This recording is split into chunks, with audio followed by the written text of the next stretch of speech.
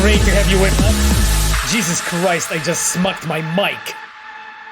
Hello, my dears. You know what we have to play at the beginning? We have to play the same as always, which is the Rebel Path. I was hoping that we'll time it better, my entree, but unfortunately I was too early. But you know what? Oh yes. We can always listen to it. Hello, Pablo. Great to have you with us. It's time to party like it's 2023, exactly, as Glasolalia said. Great to have you with us, my dears. I missed you for this whole long week. How have you been? How have you been, my dears, for this whole week? Hello, Nice Impact 13. Nice to see you, my friend. Are you guys ready for some Cyberpunk banger?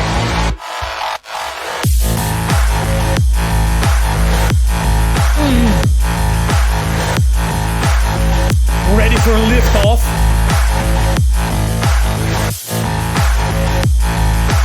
I love this piece. Nice mug. That is 20th anniversary of CD Projekt mug. I got it from our shop. Really liked it. Oh, this music slaps. I love it. I love it. I need to put it slightly lower, but holy hell. It's available. Well, I mean, last time I checked Kiros it was. So I guess, I hope so. It's in our 20th anniversary swag section. Magda, great to have you with us. Machiavelli, so nice that you're with us, my friend. Illusiart, great that you're here. Camille Cesaro, obviously. Sarah Norm, you guys are the best. Cogito, of course, our dear friend. Palpatino, hello. Pinky Julian, great that you're with us already. Pablo, of course. G Apollo, hello. DJ Gnu, El Bugato, so many regulars. I love it that you're guys here. Uranium Bullet, Grindera, holy hell, everyone's here. Shraft 2K, yeah, of course. Thank you so much, guys, for being here. So, I wanted to mention something. So, today on me, I have the Witcher shirt. This is like from our new, like, I think it's called the Black Collection or something like this. I really liked it, so I bought it from our shop.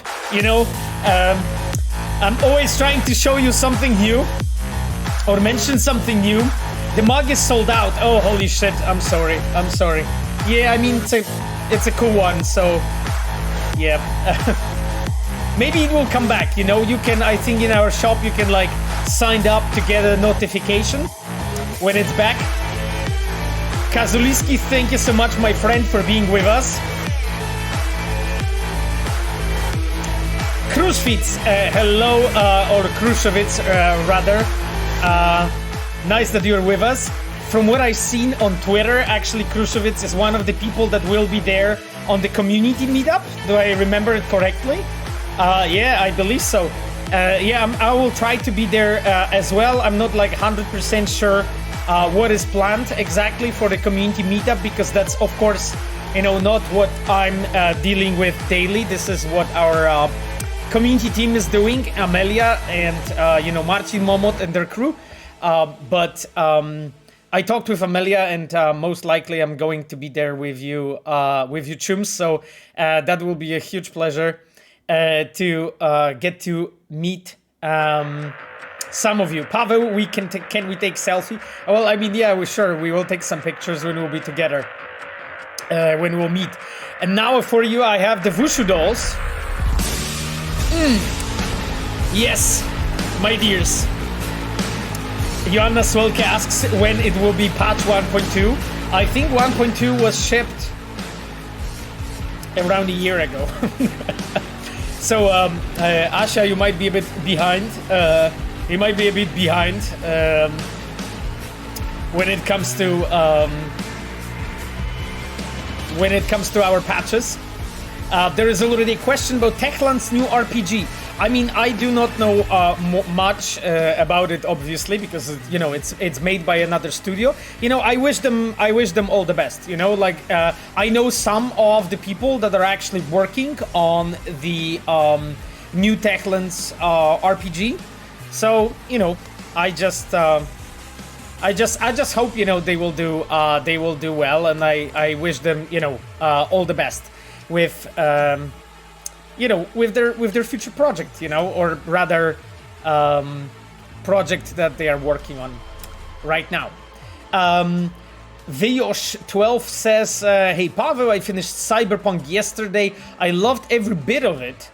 Just so good. I'm feeling kind of empty inside right now. Huge thanks for you and everyone. CDPR. Looking forward to the expansion with a heart. Thank you so much, Veyosh or Vjosh12." For playing the game, and you know, I'm really glad you have enjoyed it. It's really important, you know, for us that you guys can enjoy, you know, the game. It's like the most important bit, you know, the most important part, you know, of our work. You know, the fact that you can actually enjoy it. So this is really awesome. Scorpion says, I reinstalled Cyberpunk this week to test out a mod that adds FSR 2.0 to the game. I noticed that a few quests that were previously not shown on the map were now visible. Were they made visible via previous patch? If so, then why? Scorpion, like, we have been adding a bunch of things to the game actually throughout the you know, patches and updates and so on. So I'm not sure, Scorpion, how much up to date you have been. There are some quests, for instance, new ones that have been added to the game when you, for instance, get your rewards from the fixers. You know, those are new things that are appearing on a map and so on. There also might be things that you didn't find before. Hard for me to say. Scorpion, but we definitely add, we were adding things in the patches and so on.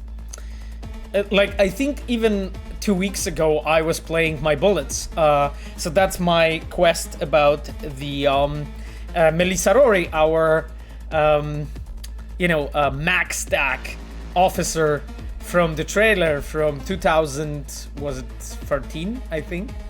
And there was like a bunch of people actually who are regulars for the stream who actually played a lot of Cyberpunk and never really found that quest, you know, because it's getting enabled in a very specific conditions. Querso, great to have you with us. User 008101, I have no idea, my friend, what you have wrote on the chat. Please try to stick to English as much as you can, so that, you know, we can understand each other, my friend. I do not seem to be knowing the language that you have spoken with. I think that's the thing I want to say. Okay, my dears. Pablo says, Pablo, I would like to inform you that my gaming PC is still under repair. Thanks for holding off patch 1.6 until I'm ready to test it. Hey, no problem, Pablo. You know, we are just waiting for your green light. So just, you know, give us a sign, you know, when you're ready, actually. You know, because I think everybody's waiting with anticipation for your PC to be ready. But anyway, thanks for the heads up, my friend. Please write in English just with a Polish accent. Absolutely. Oh, Pablo. Everyone is waiting for patch 1.2. Okay, Asha. I mean, I think Asha, like, from between the you know, last time when I streamed and today, Asha just fucking jumped in the time machine and moved herself to like 2021. So yeah. Pablo, your PC is holding off the patch. Ask for it to be ready quicker. Yeah, exactly.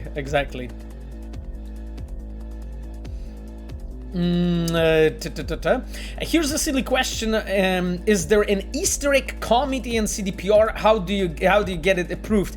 Acoustic window. A very interesting question, actually. I've been talking about it a bit in the past. Like, one of the things that we have to do also, like when we create Easter eggs for the game, is also have them checked, you know, from the legal standpoint. And this is something I mentioned in the past. Like, we need to be very, how to say it, sensitive, I would say, in regards, you know, how our Easter eggs are touching any other IPs, you know, if those are Easter eggs that are touching other IPs. So that's why we are always checking them. So there's no, like, a committee per se, I would say, but normally the Easter eggs are being checked by the leads or directors of the departments that want to introduce them. So let's say the writers may want to introduce something, or you can say that, you know, quest designers, so in that case it's me or Błażej, Augustynek, the lead quest designer, or our open world designer, so in this case it's me or Przemek Sawicki, our open world lead.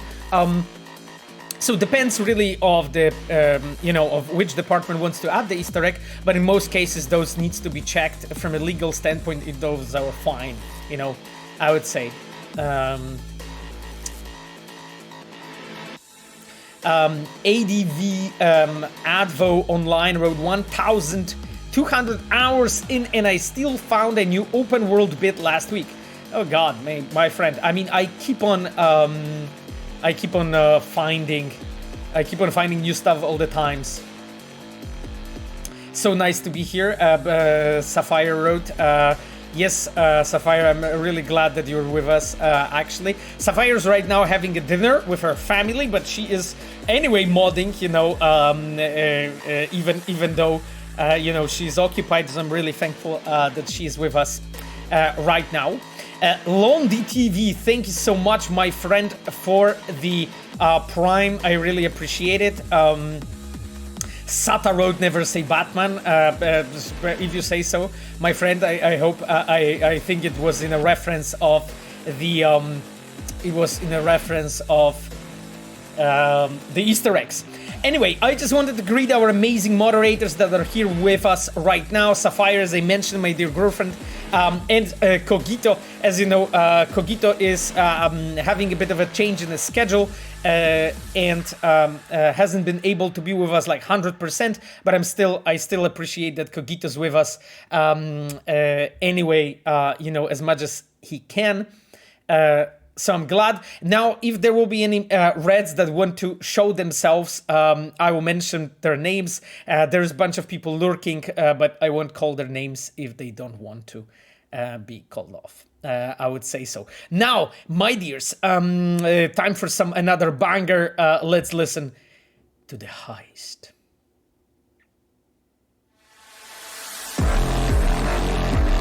Yes, this is The Heist. You probably now know when does it play. You probably know when does this music gets played. So I wanted to mention something before we jump to the questions, because there's already a ton on the chat. My dears, have you watched the Witcher 2 anniversary stream last week on Wednesday? I've seen some of you on the chat there watching. Yeah, Kruszwitz, I've seen you watching, exactly, with Mikołaj. That's a good point. Machiavelli was there as well. So, or Kruszewicz, sorry if I'm saying your nickname wrong. Kruszewicz. Yes, I need to learn it. Sarah says The Heist. I sometimes watch someone play the quest on YouTube during lunch. It's so good. I'm really glad, Sarah, you like it. I'm really glad you like it. So, my friends, actually, what we've been doing during the anniversary month and so on, there were numerous streams, of course. 2 weeks ago there was the stream with our Marcin Iwiński, of course, you know, our founding father. And he was talking about lots of the things, you know, with the beginnings of the company and so on. Then last week there was a stream with Mikołaj Szwed. So Mikołaj is our localization director, and his job is to basically localize and adapt the game to all those beautiful languages that you guys speak of. And he was speaking about, like, you know, localization process and like recordings and so on. Pretty cool stuff. The stream is like 1 hour long, so it's not that long. But why I'm talking about it, because like if you guys are curious about like work of like you know, localization people in the games, especially in like AAA industry, because like localizing things for voice acting and localizing things for the translations only, so like just the text, you know, so-called on screens, is a completely different pair of shoes, I would say. And when you're like localizing and adapting for like languages that you have to record for, and Cyberpunk is like 11 languages, we had like 2,000 actors, right, to record all this fucking mass amount of dialogue, you know, that has been needed for the game.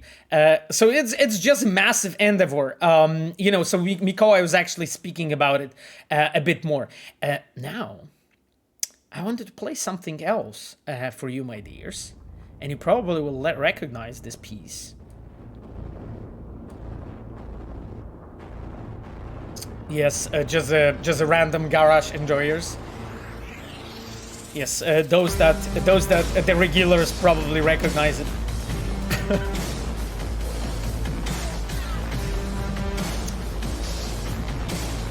So, but why I'm actually touching Saul and Rogue left the chat. Machiavelli wrote, yep, that's pretty much what happens. It's pretty much what happens. Krushvitz asks Pavel, what are you drinking? In this case, I'm drinking Coke Zero. So nothing stronger right now. You know, as you guys know, I'm not really the guy that drinks an alcohol or takes anything else, you know. Frenzy Box wrote, hello, finished Cyberpunk for third time, can get enough of it, awesome work, keep it up, Frenzy. Thank you so much, Frenzy, for being with us and for playing the game for the third time. I really appreciate it. It's like, actually, you know, your guys' enjoyment is like the biggest reward for me, and I guess for all of us, you know.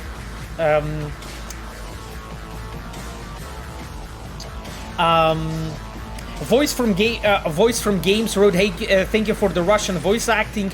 Nice to see you. Nice to see you, Voice from Games, as well. Thank you for being with us. So, my dears, when I was talking actually about the anniversary streams, I want to mention something. And it's a bit of a spoiler, but, you know, some of you maybe already heard it. The Witcher 3 stream is coming on the next anniversary stream, which I think will be Wednesday as well. So do not miss it. I will be there on the chat as well.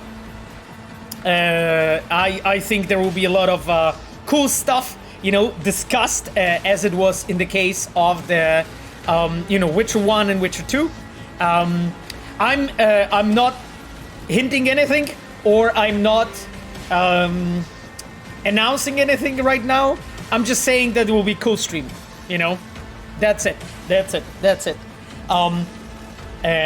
really not hinting, right? Exactly. Delamain said. Any cute girls too. I mean, I'm not talking about any cute girls. So yeah.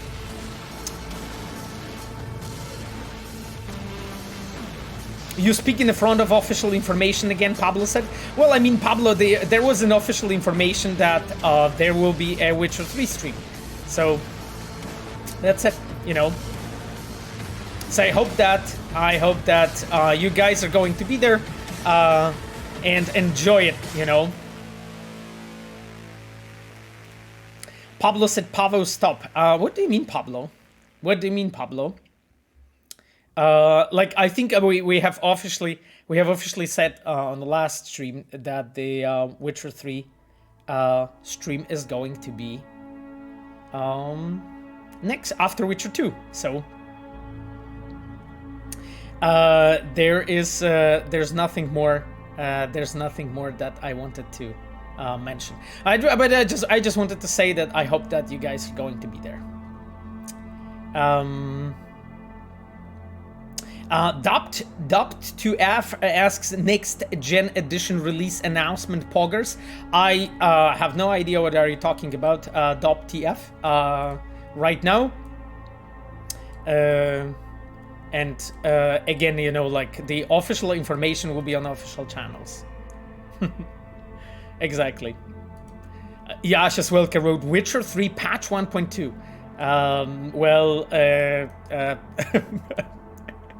Asha is definitely like into patch 1.2 nowadays, from what I'm seeing.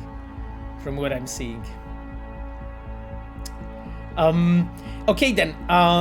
So I hope that you guys will watch also like the previous streams, so like Witcher 1 and Witcher 2, actually, because you know, like the people that are there, I mean like Marcin and also like Mikołaj last week, they were actually you know, talking about the really interesting, like a lot of like behind the scenes stuff, you know, from the history of the company in general and so on. So I hope that you will watch it as well.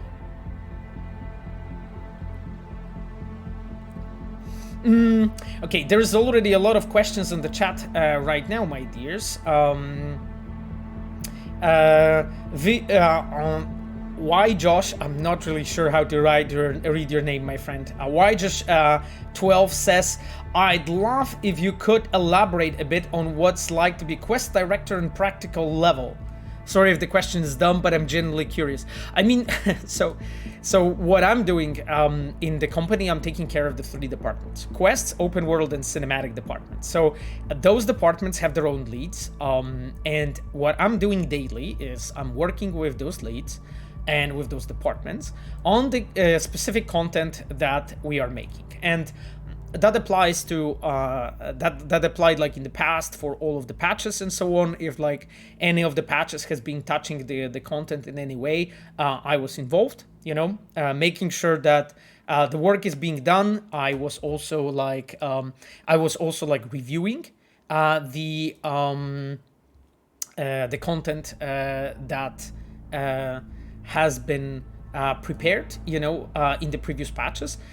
So that was like my daily work. And now for you know, any future or new content, you know, that we're making, the way it works is just basically that I work together with my leads and with the teams on like specific, you know, storylines and things that is at the given time on a table. And at the moment, you know, like my work basically is like reviewing and feedbacking, you know, people that are working on that specific content. I'm doing less of a feedbacking of the like people themselves, a bit more on the content and quality of the content. And that's pretty much like how my daily work is really going. Like very often there are like topics that we have to discuss between other leads or directors of like, you know, agree on the direction or like figure out some solutions that we need to implement, and like just the direction that we want to go with. So that's just the like I would say my daily work. And aside of that, I'm also like building my own content, you know, so because as you guys know, I'm a quest designer, like this is how I have started. So I always wanted to actually, you know, build quests myself, and because of that, I've been always working on my own content. So because of that, I keep on like doing that as well, you know, for the expansion right now. Okay, wow. Okay, there was like so many long questions in between before I even managed to go going through the chat. Sorry, Antarctic. Thank you so much for the Prime, my friend.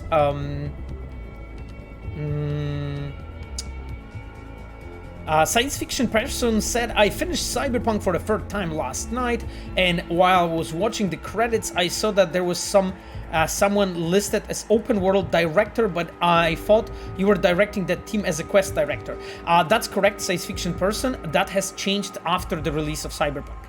Science fiction person, because like during the Cyberpunk, I was a lead of the quest team, and that was pretty much till the end of the release, and well, because like I'm a quest director since a year now, so this is when basically I took over the open world department and cinematic department as well. You know, so that's why science fiction person in the credits you have our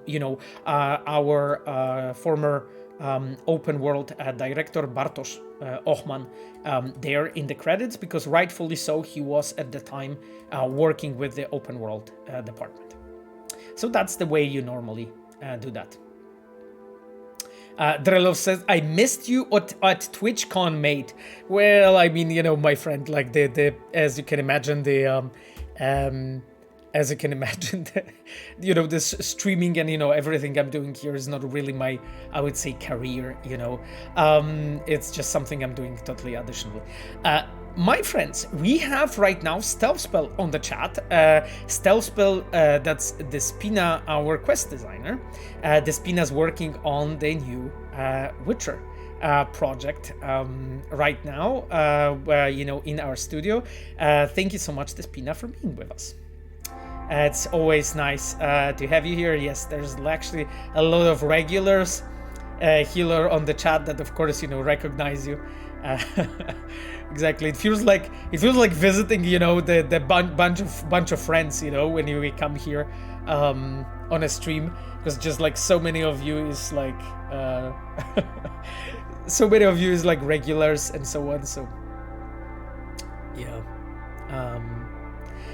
Memory card 96 says, what is the scope of the expansion? Something like Blood and Wine. My friend, as you can imagine, I cannot speak about it. You know, this is not yet an official, I would say, information on any shape or form. So as you can imagine, I cannot, you know, like randomly talk about it here on the stream. There will be a time when that information is public, and then we can, of course, you know, discuss things,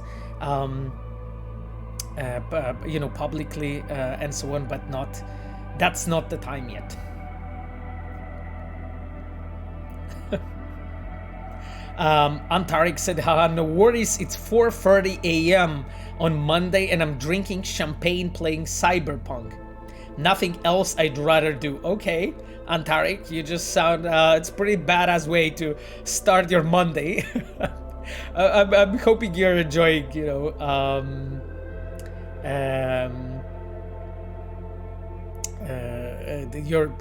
know, your champagne and Cyberpunk. Arceptor says, have you pracowałeś na Witchery? Which I guess means half Polish, half English. Have you been working on the Witchers? Yes, my friend, I have started on the Witcher 2 Enhanced Edition. Actually, into the project that was close to 11 years now, my friend. So the Witcher 2 Enhanced Edition was my first project in the studio, but at the time, again, I haven't been working on any content for Witcher 2 Enhanced Edition. Well, like, I mean, making my own content. I was working on it, but I have been doing the, you know, backfixing and polishing and all kinds of things like this, learning the tools on the Witcher 2 Enhanced Edition. And then from the very beginning of the Witcher 3, I was one of the quest designers, designing the main storyline, side quests, some minor quests, and so on for you. Stealth said, hey, Pavel, my pleasure. Great to have you with us. Great to have you with us, Despina. Askelet says, subdued, how's it going? Pavel, I mean, you know, it's going okay, I would say. Camille wrote a really long question about events during Never Fade Away quest, the one in which Alt dies.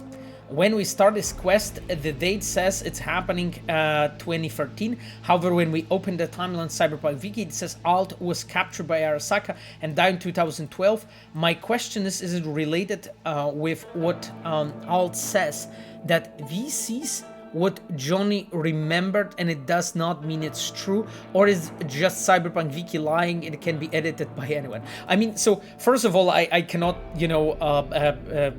speak about, how accurate information are in Cyberpunk Wiki, because like, first, I'm not the editor, and as you mentioned, like this Cyberpunk Wiki is being edited by, I think everyone, really.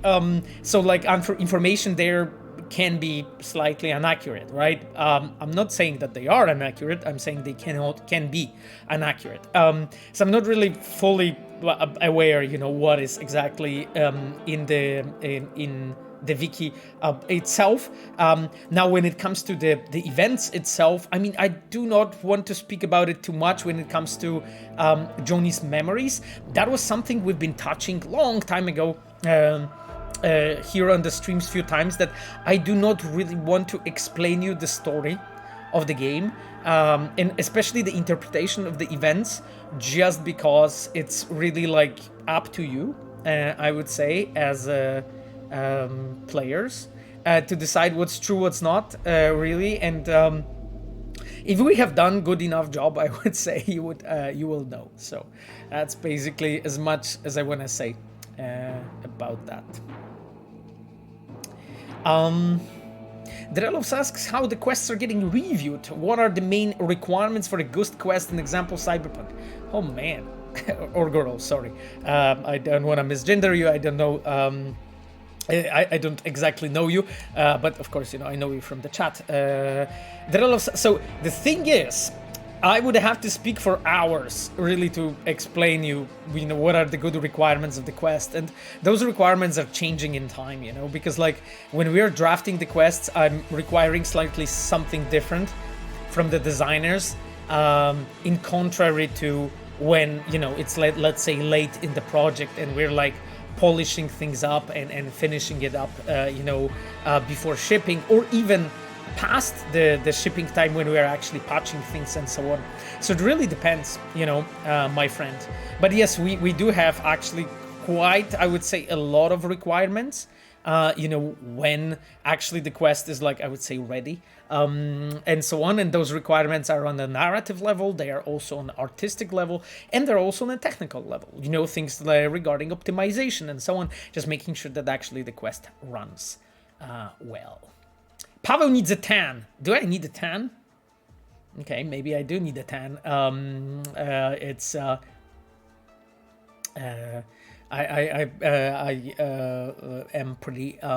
am pretty pale.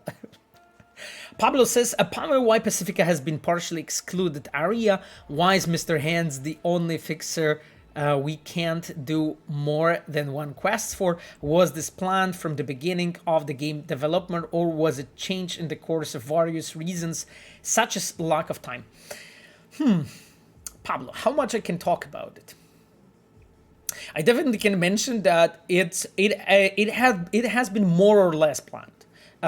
Things change, throughout the production. Because it's a long and big project, things change all the time, always, So it's almost impossible to do things like planned completely from like a really very very beginning, from a get-go, and have them exactly like this at the very end. So as I mentioned, like things change on the way. But this has been more or less planned to be like this and discussed. But I cannot really go more into detail here, unfortunately, Pablo. Without giving anything away. So unfortunately, cannot really say much more about this right now. The question was it the lack of time? I mean, I don't think so. It was lack of time, because simply it was more or less, more or less planned, and that's why I say more or less, because as I mentioned, like things change on the way, so it's not really exactly like 100% that from the beginning what you are going to do and how. Oh, the Wushu dolls are playing again. Sneaky Dude, thank you so much, my friend, for the Prime. It's awesome that you're with us. Stranger3 asks, hi, Pablo, touching very sensitive subject in Cyberpunk like suicide, depression, religion, PTSD. How hard it is to incorporate those things in a game, and at the same time to remain tactful, and how not too heavy for players. Really interesting question, Stranger. I mean, it goes down to maturity of the team in a way. So just everyone who's like designing stories, starting from our writers and cinematic designers and quest designers and open world designers, specifically those groups. So that's like maturity of the team. It's like one thing. But second thing is like we are trying to be very, I would say, watchful, you know, from like how we are doing things and so on, without really like playing it too safe. You know what I'm trying to say? Because like you are trying to make it always interesting, you know, and intriguing and fresh, you know, for the players.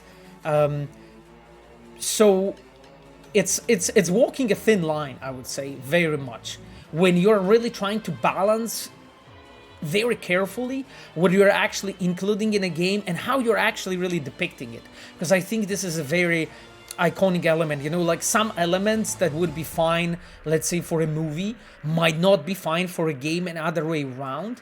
But in case of the game, is that because this is an interactive medium, and that actually dictates a lot more, how to say it, like restrictions, or maybe not even restrictions, but just things that you have to take into consideration when building an interactive medium of any form. That player, by the fact of interacting with the game, can create a different value, I would say, for himself or herself. And like that moment of really building something and experiencing is very unique. You know, that moment of there's actually lots of, you know, academic discussions and like books about that specific topic, you know, this moment of actually the art happening and really like defining art, you know. One of the definitions says that art is actually what's happening between the creation and the audience. It's not the creation itself that is art. Art is actually what you create by experiencing it. And, you know, I don't want to get too philosophical, but basically it has really huge consequences for the games because of the games being interactive. You as a player and the way you act in it and what's allowed and what's not, it's actually creating new value and is actually creating really the experience itself. It's very important, especially, you know, regarding the topics as you mentioned, like depression, suicide, religion, even politics, you know, everything that are all the things that are actually really impactful for a human life are very are very touchy subjects in general. And, you know, like you know it as a players, of course. So like what we do, like, of course, you know, we try to be sensitive, but another thing is like this kind of content is going through like many different reviews and so on. We also like, I'm trying to make sure that, you know, like the people and the designers that are actually working on a given content have the sensitivity, I would say, needed for a certain content. And here I actually wanted to shine a bit of a spotlight on our story director, Marcin Blacha. He's the guy who wrote the dialogues for the Sinnerman, you know, and he is actually behind, you know, making sure that this quest really felt mature and proper, and that the subjects that are touched there are done like I would say properly, you know, with enough respect, but in the same time, you know, seriously enough. So, because it's not there's no point really for like talking about the subjects and not really doing much about it and with it, you know, like if you're going to talk about these subjects in your art and whatever you're creating, like do it for real, you know what I mean? Like if you're actually going to do it, like just do it then, you know, like go, you know, As sometimes, there's this interesting English saying, just go balls to the wall, as they say, like, if you're just making a crucifixion in the game, and your game as Cyberpunk is very interactive and really live, like, why not do it actually in a way that you're really there and really experience it and really feel it? Like, I remember our discussions and so on, and I remember, like, I was one of the people that was asking if we could please do it in a way that you really feel it. That's why actually every time when you nail Joshua to the cross, you actually use the interaction every time, and it's like sort of your decision. It's not a cutscene that plays out, because we wanted to actually do it and make it happen, but in the same time, like, make it respectful. Anyway, you guys pushed me into the you guys pushed me into the discussion about the design, and that always makes me puts me on fire. Anyway, Uranium Bullet said, not so much a question, but it would be awesome if the fixer from the diner in the CGI trailer was added to the game. That and the CGI male V as a preset in the character creator. Okay, I get your point, Uranium Bullet. Thank you for your comment. That's as much as I can add. Ezio said, I'm finishing Witcher 3 for the third time, and I noticed that Geralt sounds happier and more chilled out in Kermoren than in other locations, at least in Polish version. Is it conscious decision or just my imagination? Interesting question. I mean, that's more of a question to, I would say, Mikołaj Szwed and Boris Pugacz-Muraszkiewicz, our guys that are directing the voice acting. So I'm not really sure. Actually, I haven't been aware. I mean, it kind of makes sense, but I mean, Ezio, to be completely honest, I didn't spot it myself. So, Dark Dragon asks, really interesting question. What's your favorite ending? Should I talk about it? Maybe I can. Okay. Maybe I can, actually.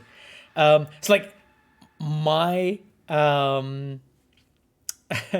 my favorite one is actually the one when you give your body to Johnny, and when you're lost, and when he sort of survives and keeps living in your body. That is like my favorite one. I actually I remember when we were designing it and discussing it was something that our senior expert quest designer now, Danish Markiewicz, designed, talking about the story here. And I really loved, what he did with it and so on. And I remember I had a dream, and my dream was that, that the players will laugh the asshole Johnny so much that they will decide actually to go with it, and that they will feel that that's the proper way to end the storyline, So I think that that's my favorite one, actually, if I would have to pick one. I really like our endings, I have to say, I'm not really sure. Not really sure if you agree or disagree, my dears, with that, but yeah.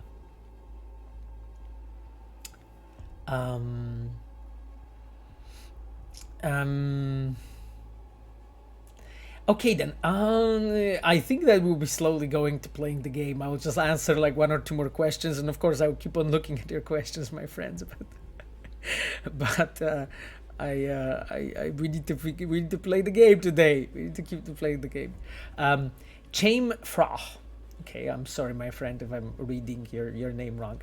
There's a website on some of in the game terminals that mentions the USSR offers free state-sponsored full-body cybernetic conversions to citizens. However, the website states USSR to stand for United Socialist Soviet Republic. However, according to pre-existing cyberpunk lore, USSR changed their acronym that means United Sovereign Soviet republics in the early 1990s. Is this a mistake, or there's some canonical reasons for this error? I think it's just a mistake. I think it's just a mistake, my friend. To be honest. You know, like, but again, that's my gut feeling. It's not my knowledge, so that's a difference. But I think it's a mistake actually in here. To be completely honest with you, it's interesting, you know. Thank you for pointing this out. I actually made a note for myself, and I will check this out. You know, what has happened, and you know, why. You know.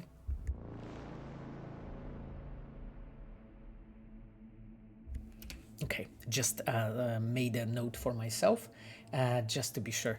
My dears, I won't miss it. You know, like, I will need to consult, because this is such a specific, I would say, knowledge, and such a unique knowledge, and I'll have to consult our adaptation team to basically check, because maybe it was a conscious decision, that could be too, but my gut feeling tells me it's a mistake. Northbound says, hey, cool to catch the stream. Nice to have you, Northbound, with us. As a longtime fan of Refused, do you have any insight about how the hell Refused ended up doing the samurai music? Great choice, by the way. Northbound, I mean, you know, I cannot offer like much more than actually what was already said in our official materials. Like, we have released this video pre-release during one of the Night City Wires about the music. Did you watch that one? There is one actually specifically about the Refused, cooperation with Refused, how it actually happened. Piotr Adamczyk speaking about it, Dennis speaking about it, and you can actually see some behind the scenes recordings and so on. So if you didn't actually see it, really I advise you to check it out. Yeah.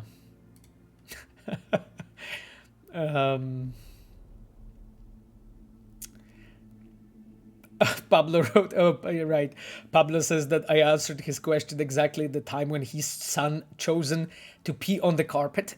Interesting, Pablo. You know, I mean, you will be able to catch the VOD, you know, from the stream, or check it on YouTube, my friend. So, nothing.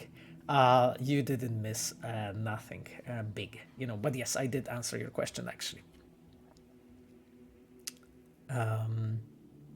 Okay, my friends, thank you, Kogito, so much for giving a sub to Cybervesna, and thank you, Kogito, for being here with us. Oh, and to Sarah Norm. What are those crying faces? What are those crying faces, Peaky Juliet? Oh yeah, because I said the ending with Johnny, right? And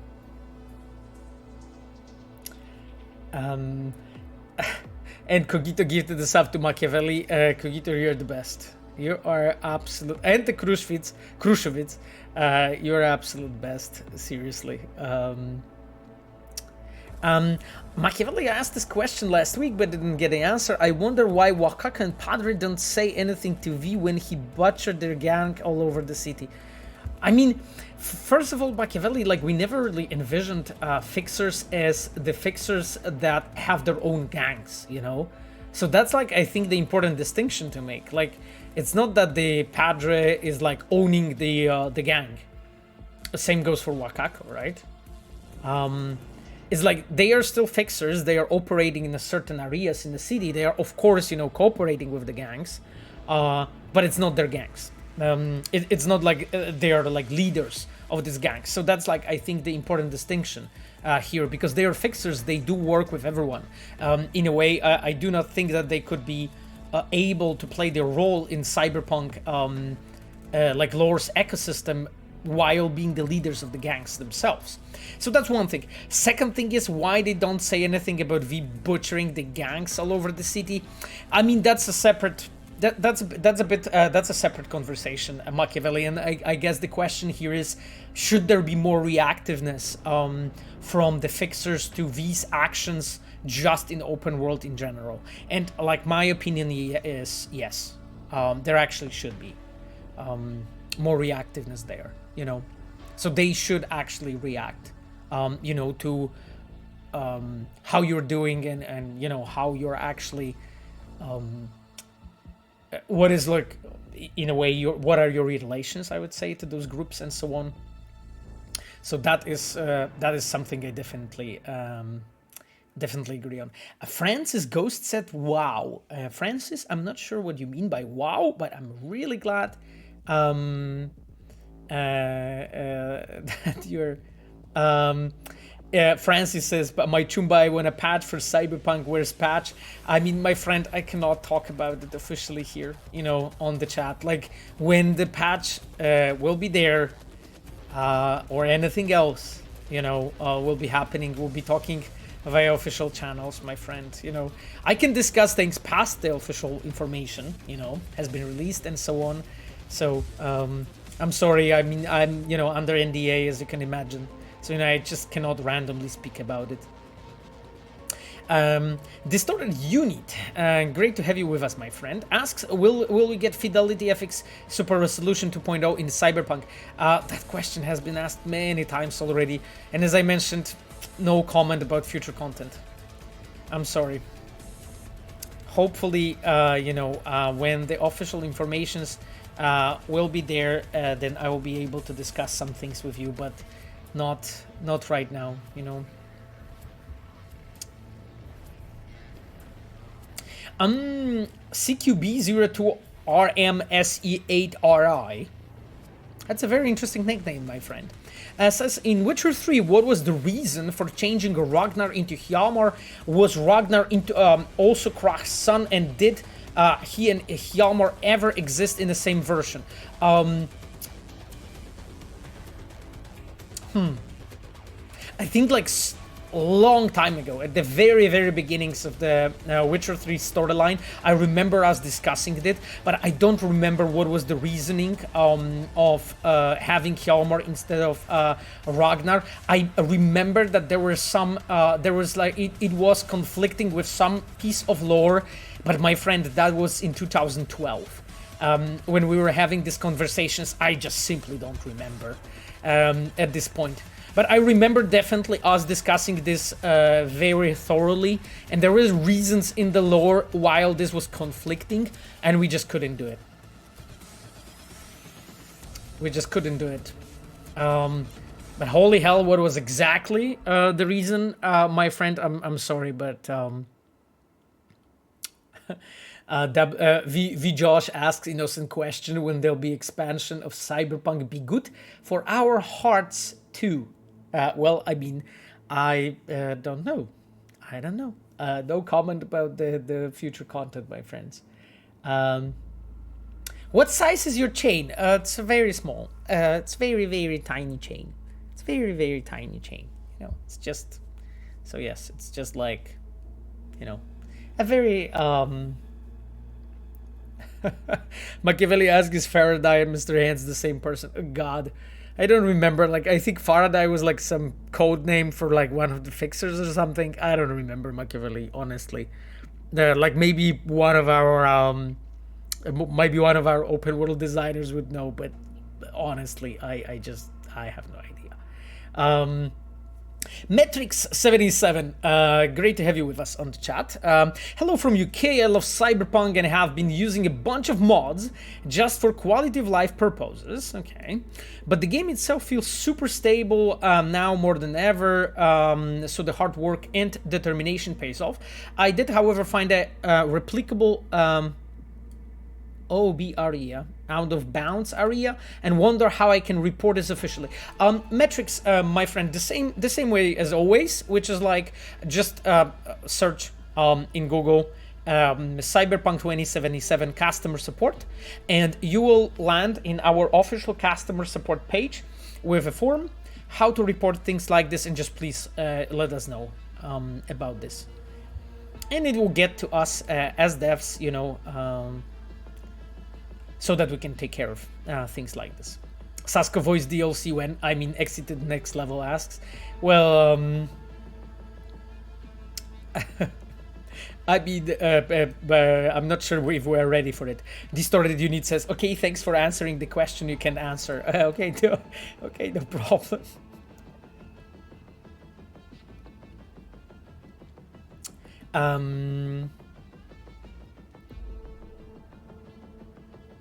What is the reward on this last mission on Sun Ending Second Life? Annex 15 OBS asks. I mean, I don't know. Like as I mentioned, I really don't want to.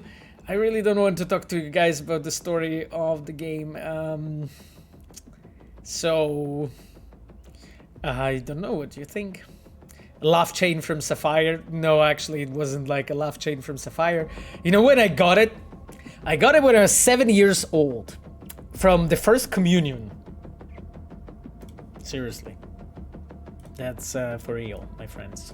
I actually got it for my first communion. And I'm wearing it since I was 7. So that is 30 years now because I'm 37, as some probably of you know, right? So yeah, that's basically my that's my chain. I really like it. I don't know. I never put much thought into it. You know, I just like having it. So yeah, it's like 30 years old right now. Yeah, I mean it's actually, you know, because it's like silver. So I like shower in it. I sun bath in it. I just like whatever I do, I always have this chain on. You know, it's just yeah. I will be 31, lucky number. Machiavelli said, hey, I mean, you know, congrats on making it up till 31, Machiavelli. You know, as they used to say, like, this is like the weirdest way, by the way, to just like wish somebody, you know, happy birthday. It's just say, oh yeah, you know, congratulations to making it till 31. And you're like, right. It just sounds like... It just literally sounds like, okay, I get it's an achievement, but it sounds strange. Ezio, I'm 24 and feeling old as fuck. I mean, you know, it's like, I honestly feel like around 20, 25, 26, maybe like max. This is like max, I feel, to be completely honest with you, chums. You know, exit to the next level. I'm still young at heart. Kiro's almost 36 here. Oh, Kiro's interesting. So you're like kinda like as old as me. That's actually interesting. Okay, I'll just mute our music. And my dears, we are going to play some Cyberpunk. I know you don't have audio, don't worry. The music was down. I did it consciously. Yes, we are going to go to do going up or down. Cool.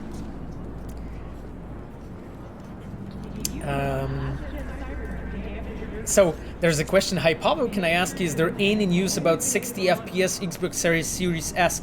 My friend, no news.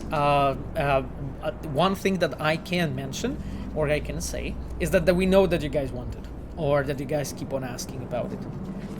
That's as much as I can mention right now, you know. There is a question from Ragnar that I really need to read. So that question is, if you could describe the expansion in one word, what would that word be? You know what that word would be, Ragnar? NDA. That's the word that I would use to describe it. Okay, I think that's like the best. That's like the most suiting word I can ever pick, you know, to describe this expansion.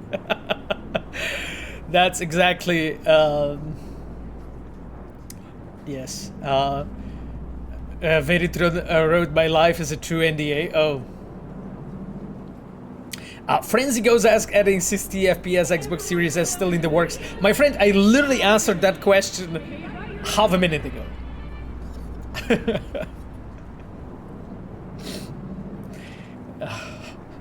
NDA is 3 words. I mean, Inolife, God, your guys' nicknames.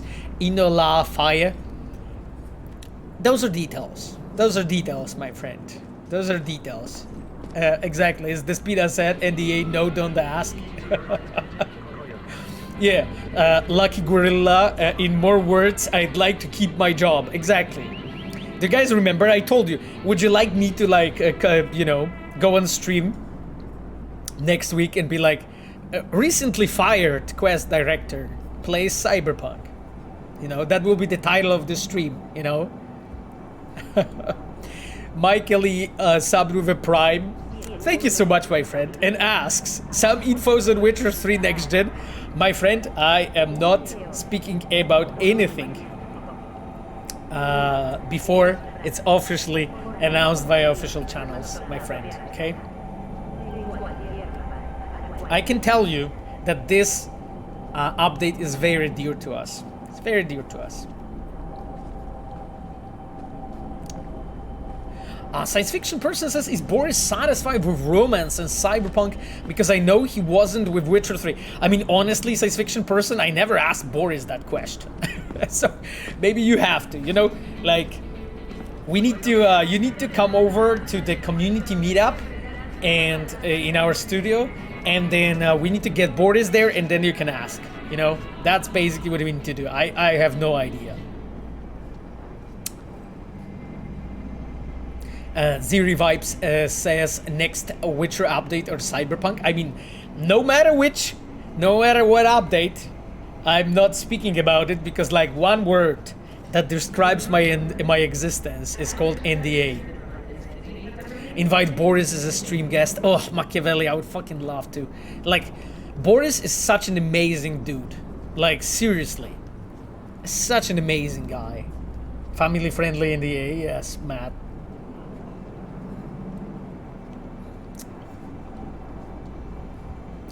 Johanna Swelka said NDA not gonna eat Insta Ramen for the next 20 years. I mean, Insta Ramen's fine, but you're right. Anyway.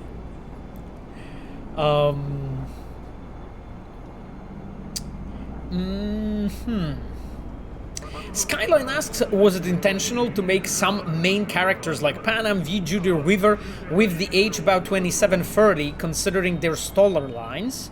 Like, it's the time when you're already got some life experiences, but still not adamant about some life aspects. I mean, precisely, Skyline, you sort of kind of answered your own question. Like, when we are designing a character, we are always paying attention to if that character visually is matching their own storyline. So what was happening in their lives, what they experienced, and also like what kind of a personality they're projecting.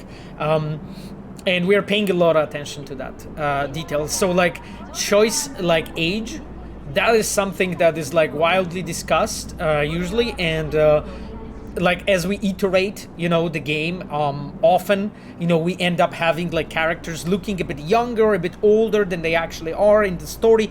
And then, you know, at some point, like the story, I would say department story people and like, you know, and I'm treating here quest design, cinematic, open world, sort of the story as well. So like the narrative part, you know, meets, you know, midway our art people, so we are sort of in the same page.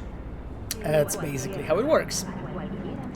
Camille Cesaro wrote, a random dude with internet connection. I mean, Camille, that's exactly who I am. Siri Vibe said, well, hopefully it's soon. It's been dead so long. Siri Vibes, I completely understand what you're saying, my friend. I get you. Ilindi, or if that's the right name, says, this is the reason we keep fighting NDAs over Night City. I mean, you know, I remember like first time when this loot was added to the game, I was laughing my ass off. So yeah. Yeah, Boris is one of the veterans in CDPR, yes. I mean, he's since Witcher 1, you know, he's like one of the oldest devs, and he's like really well respected, and he's incredible guy. Damien Voss says RNDA 3 words. Damien, those are details, my friend, details. Anyway, The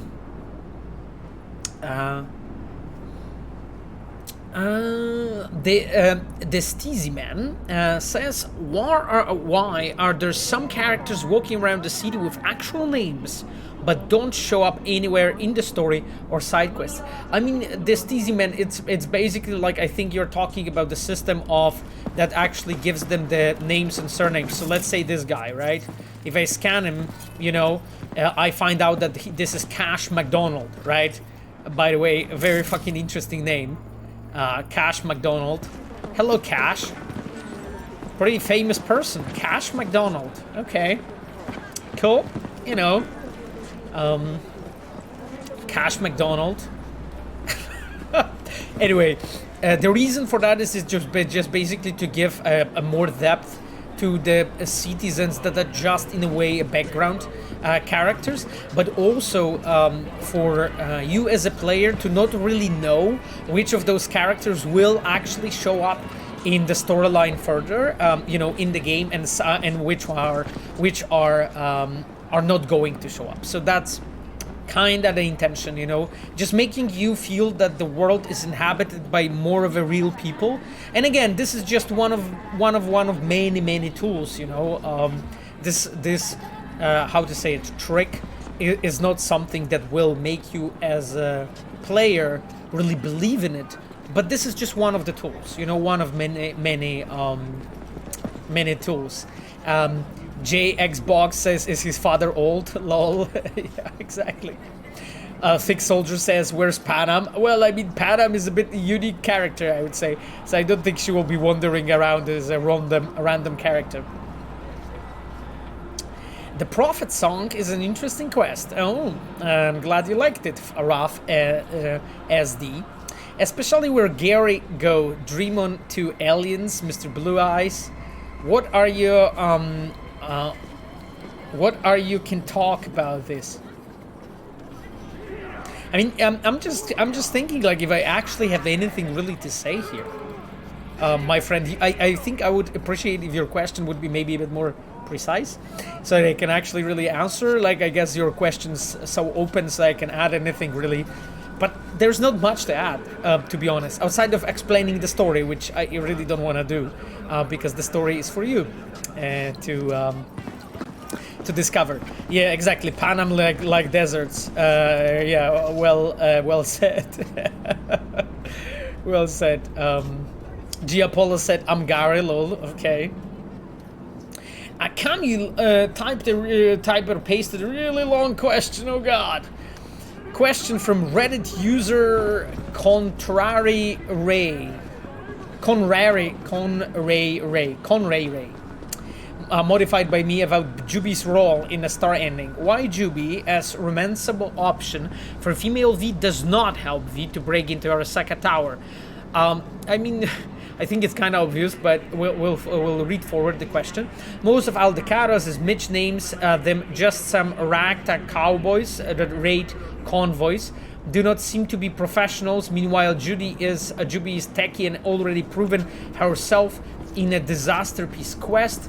Does she ever care for V? Is it an essential decision to prove who Juby really is? I mean, so the thing is, like, I wouldn't read this much into it. Like, Judy definitely cares about V in the variant, you know, when you have an actual, like, a longer relationship together. So it's not that, like, she doesn't care about V at all. Like, I wouldn't look this much into it. Like, when we were discussing it and so on, you know, inside the studio when we were designing the storyline, the angle was she is not really a fighter, a warrior, a character that gets in, you know, to break into the Arasaka Tower. And again, of course, you know, she is the one that helps out during the prologue, you know, with the heist and whatnot, you know, but that doesn't go well. She even mentions it during scenes in actually few places that, you know, that she is actually looking or talking to two corpses. She meant Jackie and V.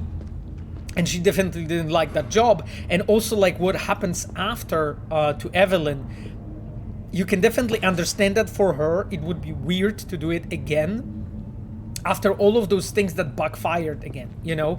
So, like, For us, when we were discussing it, it didn't feel natural, you know, that she would, after those experiences, like go after it. But it doesn't mean that Judy doesn't care about V. Now, the fact that you are wondering about it means that maybe we didn't explain it well enough, and that's a fair point. You know, maybe there is a bit more depth. I would say missing. He's lost it up there, you know. Maybe there's a bit of depth missing, you know, for you as a player to actually get it and understand it like this. But that was kinda the thought process, you know. There was much more details involved, and probably like people who are, you know, the authors of the quest could tell you even more about the specifics. But that was at least what I was involved at, you know, at the time.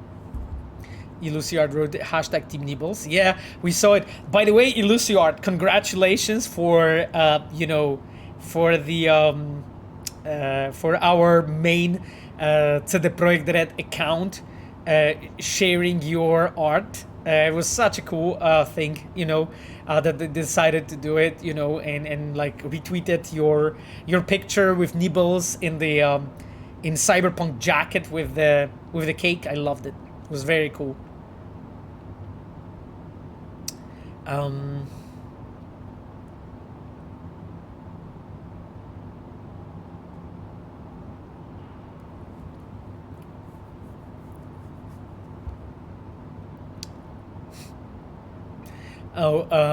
Friends, you wrote one thing I hate about the game is the empty slot on the wall stash. That was Skippy. Please do something. I mean, Friends, did you give Skippy back? You know, did you give him back? Because I guess you did.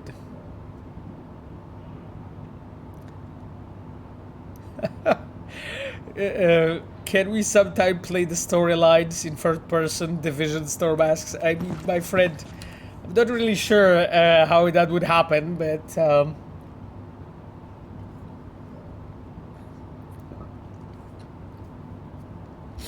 Raph asks, I guess Mr. Blue Eyes is the unknown person in Dream on Quest. I think Night Corp too. I mean, no comment about that, my friend. Ooh. Okay. My chums, we're looking for those scandium rods. I actually need to jump into journal. Yes, exactly, and check this because I forgot what this was about.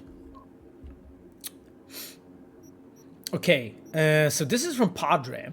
This isn't your run-of-the-mill gig. Client this type is me. Oh, interesting. You know the H1 mega building in the Glen City with a city-crumbling tower of concrete and faulty wiring. That it hasn't already collapsed is thanks to a guy named Gallo. Brilliant techie he has. Past tense. It's the same old story. Gallo's got a drug problem. A big one. He's completely lost touch with reality, goes from one score of sync coke to another. Needless to say, he's in no state to repair any creaky doors. But for some reason, he got into his head that it'll be better if he could just get his hands on some scandium rods, so he stole them from a corpo warehouse. These rods are rare parts, rare and very expensive.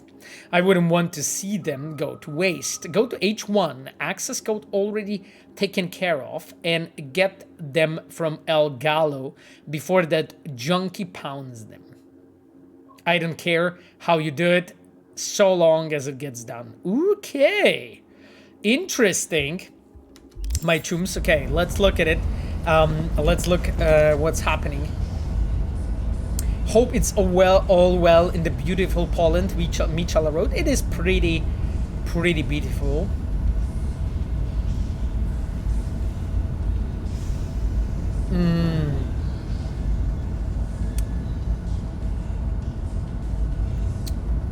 Memory card says, are all the quest names taken from songs? Yes.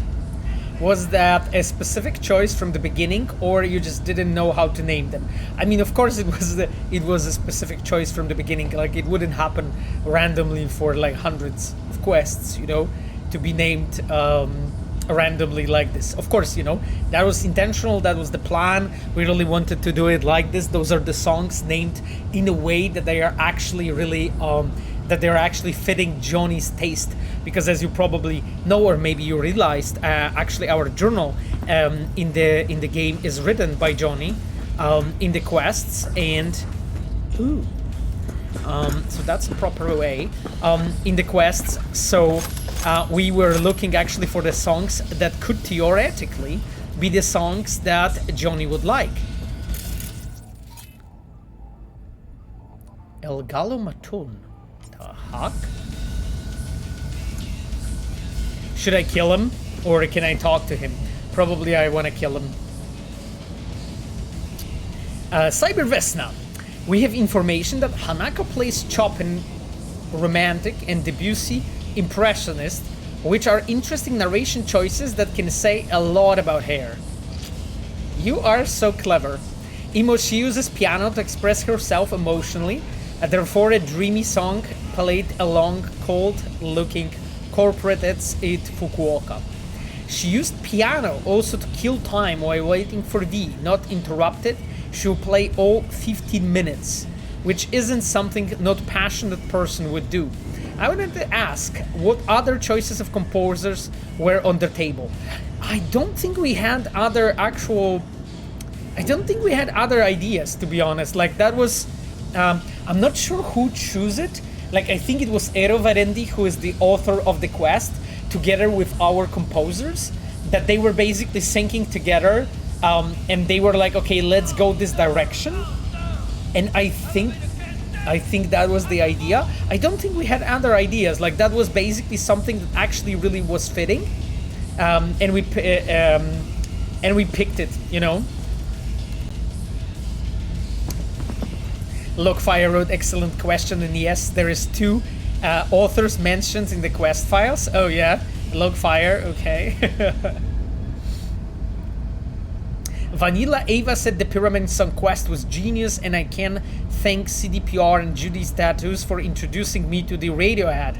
Oh really, Vanilla Ava? So like that was the quest that introduced you to Radiohead. Damn it. I'm glad, you know. I'm glad then.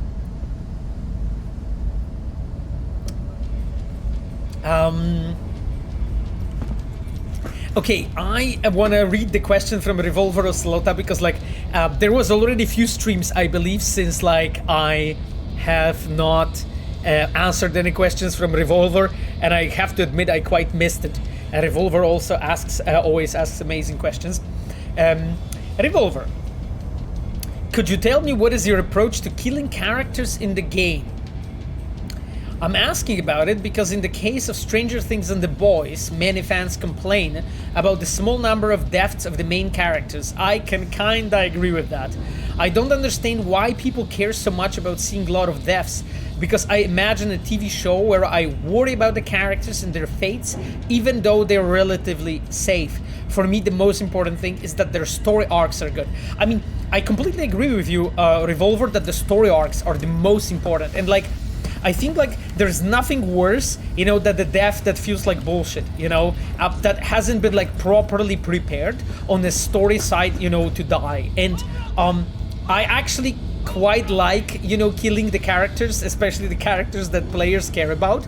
And the reason for that is because I love creating emotions and emotional reactions, even when players are a bit angry sometimes, for us killing the characters.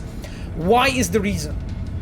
Because if you actually keep on building your storylines and doing everything in a way that no matter how big of the risk, all of the main characters always survive, you are creating an illusion that the story is not really real, that the characters are not really in danger and nothing bad will happen, while I really want to create an impression in the players that anything can happen at any point and you don't really expect it, you know? I don't think that people expected, you know, I mean, well, Jackie is one thing, but I don't think that the people expected, you know, the key most important death in The Witcher 3 in Battle of Cormoran. I do not think that people expected the death of Evelyn, in Cyberpunk at some point, and there is more of that, you know. So I actually really think that the important death in a good moment is very important, you know. It's very important. Okay, we are trying to use different guns. You afraid of the dark, huh? Because you fucking should be. Holy shit. They turned off the lights.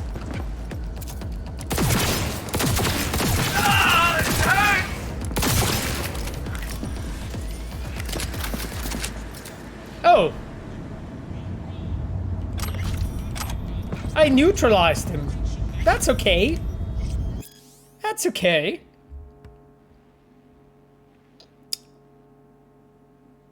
Reload right now and talk to him? No, but that was my choice.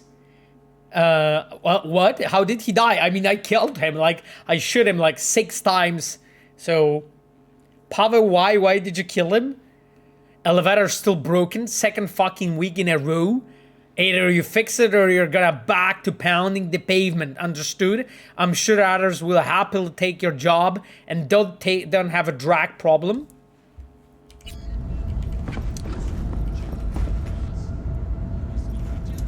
We asked so nicely and you killed him anyway. I mean, he attacked me first, didn't he?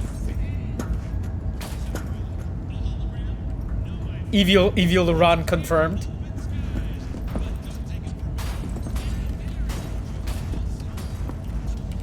He literally... You attacked him first? I was just walking around. Okay, chums, if you think it's so important, let's do it. Okay? If you think it's so important, let's do it. Let's reload the save. Okay, I think like, I don't know, this one. Let's reload the save and see it. Okay? Pavel, you shoot him first? No, I didn't. I didn't shoot him first. I actually walked around. I actually, walked around and then he... Pablo says he's a scum. Fuck you all, huh? Answer when I ask you a fucking question.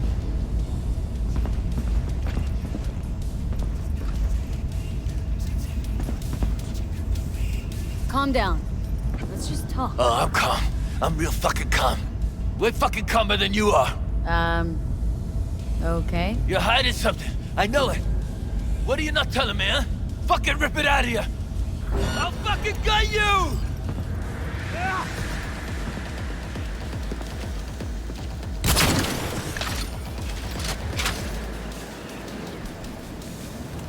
I'm glad. I hope you guys are satisfied. I hope you guys were satisfied.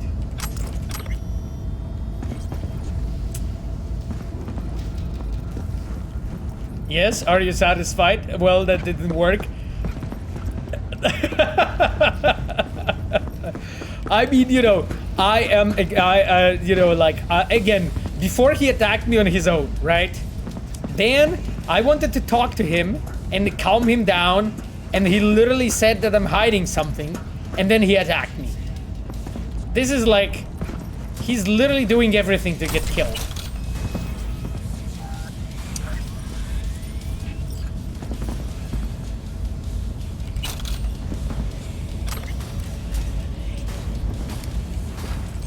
Okay, my chums, time to steal those rods.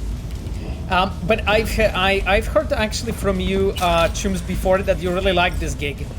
Can you tell me what you actually like specifically about this gig? Because I actually really want to learn from you, you know, like what you actually like about it as a players.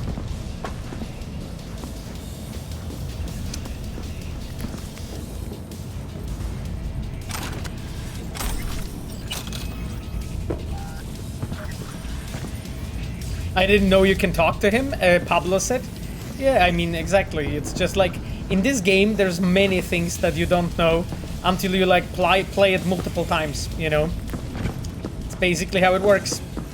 It will take, I am pretty positive, it will take people years to actually find everything in this game. All the options.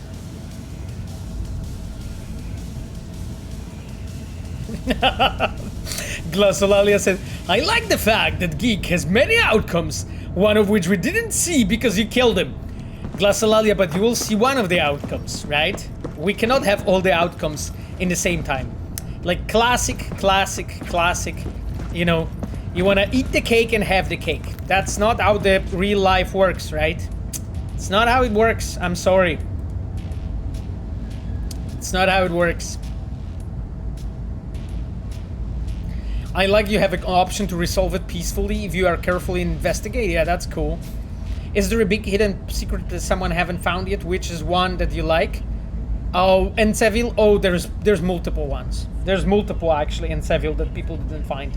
At least, because like, again, I'm one dude, right? Like, and I check, like, you know, YouTube and Reddit and, you know, forums and Facebook. So, like, I do see a lot of stuff that you guys talk about it. So, like, there is a possibility that someone found things that I'm thinking about now and, like, keep it for themselves or, like, mentioned somewhere in the comment and nobody paid attention to it. It can be. But in most cases, I kinda know what you guys found and what you didn't. Like, for instance, the same was with The Witcher 3. Like, we quite knew where are you with, like, finding everything that has been, you know, hidden in the game and stuff. So I think that I know what you didn't find yet. So yeah, until I see it, like, right away somewhere, YouTube, you know, it was the same as, like, let's say with iguana, right? Like, until there was numerous videos about it, how to hatch iguana and so on, I didn't spoke about it and didn't mention it ever, you know, because I just don't want to spoil you guys the game, you know. I just don't want to spoil you guys the fun, you know. That's so important, I think. One thing is that is cool about this quest. It's happening in mega building. A bit of wasted potential. I was expecting more mega building content. Yeah, Pablo, I agree with you. And I'm glad you like this one. I feel it's also like a lost opportunity in a way. You know, we don't have more in the mega buildings. Mocking Bugs wrote, so the Zen master does not have a soul because of the Buddhist belief anatta. The goal of the Buddhism is to stop the cycle of death and the rebirth by achieving nirvana. The Buddhists say, along is the cycle of birth and death to the fool who does not know the true path. So that means the secret of FF06B5 is about finding the correct path in life, right? Mocking Bugs, I cannot speak about FF06B5 not to give any hint.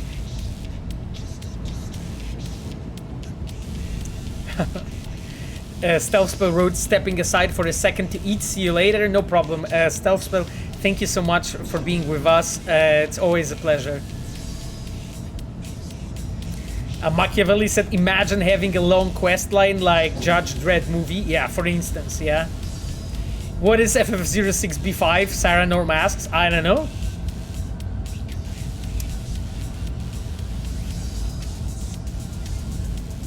Voitas asked, do you guys know the channels for YouTube dedicated cyberpunk content as ex Latalis to Witcher? I mean, there is multiple channels, Voitas, where for it, like for instance, Kazulitsky, who's with us right now, is just one of the people.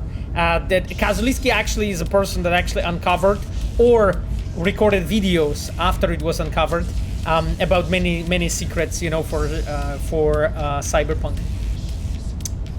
Huh.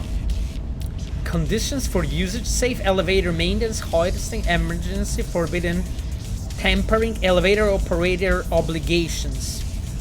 Copied message: Militech Veterans Affairs to Juan L. Galato Troy. Dear Mr. Troy, we regret to inform you that your application for financial assistance as a result of injuries sustained during the undertaking of paramilitary services on behalf of Militech between the years 2079-2070 has been rejected. To qualify your veterans benefit package, you must have had submitted a Form XS4443 before signing your contract. Your claim that nobody informed you of the existence of said form has no legal basis, as it was mentioned in Article 2, Paragraph 3, Subsection C of your contract. We wish you a swift recovery.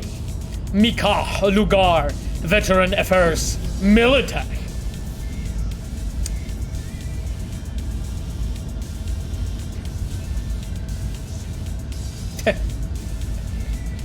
Luciard said it's a hex color code. I don't know. Do you have a personal favorite quest from Witcher 3 and Cyberpunk? Oh god, Micho. That's such a difficult topic, you know, because like, if something would be like if I wouldn't like something like really a lot, like probably I would work with the designers and so on to have it changed or reworked or like made better, I would say. So like naturally, you know, like there's a lot of quest lines that I like in Witcher and Cyberpunk, so it's extremely difficult to say. Like probably like those that you guys like too. Like I really like, you know, stuff that is like ambitious and not typical and like unique and original. Those are the things that I really like, you know. So because of that, this could be slightly different than from what you were feeling. Like I love Sinnerman in Cyberpunk. I like this Federborg Riviera quest about the you know, philosophical quotes that you're getting. I love Pyramid Song. I really like Dream On quests. I really like the finales and epilogues of Cyberpunk main storyline. Like I think those are the key things. But I also like stuff like Skippy, for instance, you know, in Cyberpunk. The things that are a bit more unique, you know, and original.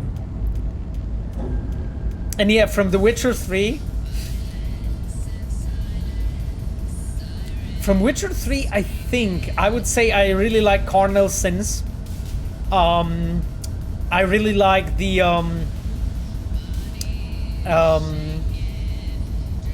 well, I guess I cannot mention my own quests, right? So, if I cannot mention my own quests, then I'm not sure. Cardinal Sins. Do you guys remember the cheese dungeon in Witcher 3?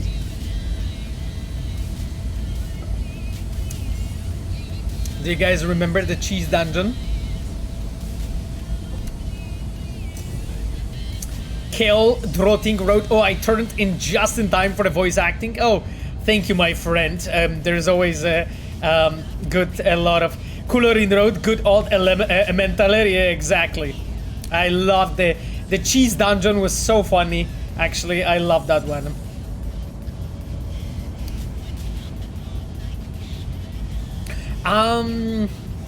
Darelov says, what is your opinion about the trend to censor potentially controversial stuff from old video games when it remastered cause it didn't age well? I mean, Drelov's like, I think in general, when you are actually remastering any game or anything, it's in a way your duty to answer yourself a question, which content is good and which is not. And if there is something that didn't age well or didn't fit anymore or is just like cheesy, you know, and so on, I think it makes sense, you know, to like remaster it properly, I would say. And I'm not so sure about like censorship, because you said censoring, so you know, I'm not really a fan of censorship in any form. This you can be sure of. I fucking hate that shit. So but I believe that as a designer and as an artist, your duty is to make sure that your game is like done properly in like proper quality level, but also like you know, things that are in the game that are tasteful, that are done well, you know. And again, if something falls into category of like, you know, many years past and it's just not really that tasteful anymore, I think it's your duty as a creator to really be, you know, responsible for what you're actually putting into the game. and act properly. So if it matters, if it means changing something that how it was before, yeah, I think I'm quite, you know, fine with that, you know.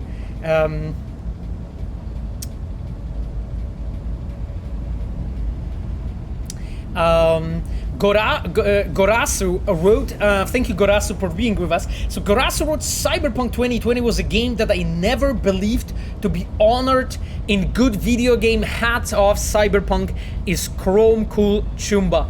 Gorasu, I hope that you are going to play the expansion too, and then you'll be here again on the stream, and then we can talk, okay? I hope that you can do that, and then we can see, you know, what you think as well.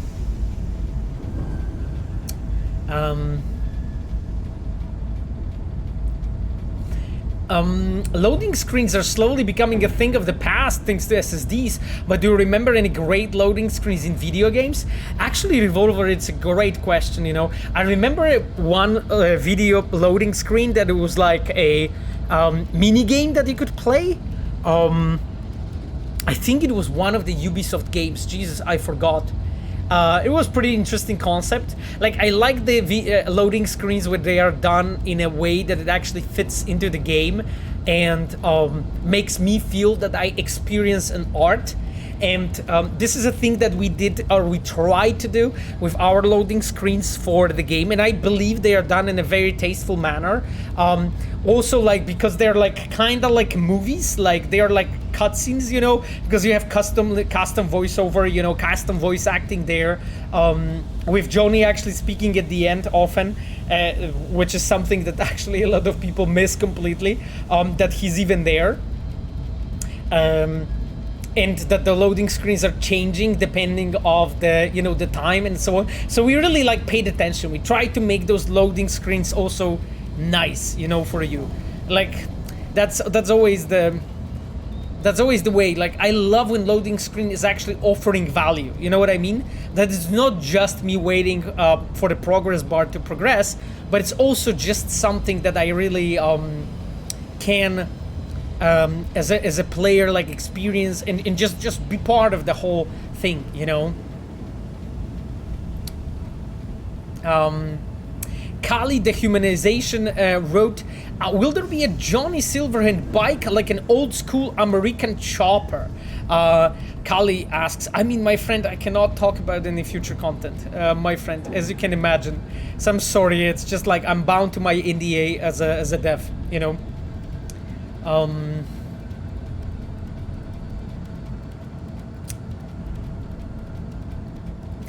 Pablo wrote a really cool comment. I'll read it, Pablo, and I really need to move on with game. We recently had a heated discussion in the community. It came to the conclusion that Panam Palmer is a bad person. Sure, she's a brilliantly written character, but as a human, she's a toxic person. She doesn't recognize authority. Her actions hurt her family. She's explosive, takes offense easily, and when V doesn't agree to her risky plan to hijack a tank, she takes offense at him and wishes him dead. She's a bad person. Well, I mean, again, Machiavelli, I'm not going to stand on any sides of the community discussions here, but I'm glad that you are recognizing and seeing very clearly the layers in the character, and this is always our angle and approach, you know, to build like really ambitious, interesting characters.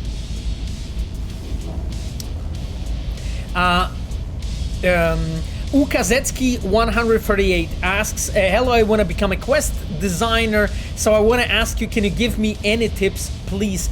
Ukazetsky, I mean, so thing is, like, I am during the streams actually talking a lot about like being a designer, what designers do, and so on. So I would actually encourage you to just be here with us and just like discuss things and engage with the community and discuss things, because it will help you out. And like the short answer, go into modding, my friend. Just go into modding. Pick any game you like, anything you love. It can be fucking Gothic 2. I actually yesterday tweeted about one of the amazing open world designers that we have managed to hire, Kuba Tomczak, who was a game director and producer of the Chronicles of Myrtana, the mod for Gothic 2 that has been released after 4 years of work. And Kuba has learned so many things, you know. So when he joined the team, he was already pretty much a shaped, you know, person, a really talented guy. I'm really proud to have him in the team. So what I can advise you to, go into modding. Pick any game, anything that you like, and start basically seeing how it's actually built and experience stories as much as you can. Read, listen to people that actually speak about things that you like. Read books, my friend. Read books, good books. Not even fiction, but also things about psychology, philosophy, history, architecture. Read things that you like and things that you dislike. Things that you're interested in at and things you are not. It will actually open so many doors in your mind. Really quick hints for you. And here we literally, this is what we do here every stream, every single week, just talk about that kind of stuff. So I hope that you will stay with us, you can stay with us and basically learn more. And I'm actually keeping my fingers crossed for you. Good luck, you know, with the, good luck with everything you're doing, you know. Someone checking Camille, he's about to have a heart attack. Oh yeah, because of the Panam situation. I mean, well, Camille, I hope Camille is okay, you know. Kyle Drotting wrote, I think it's good if the character is, if a character or two that give the player a really strong feeling, otherwise the game would not be very realistic. Like, I really do not like Johnny. He reminds me of people in real life who might bother me, and that is good.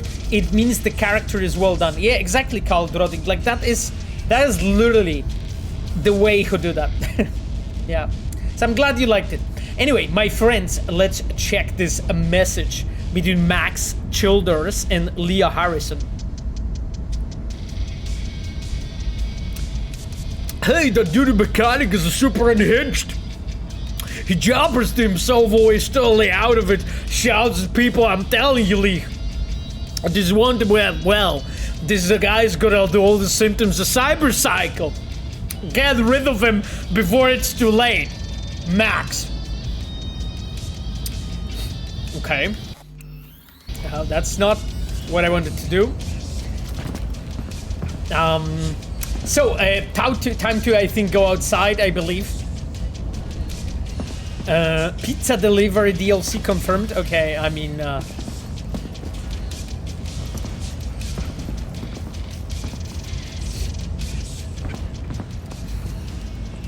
let's go, my friends. Let's go outside.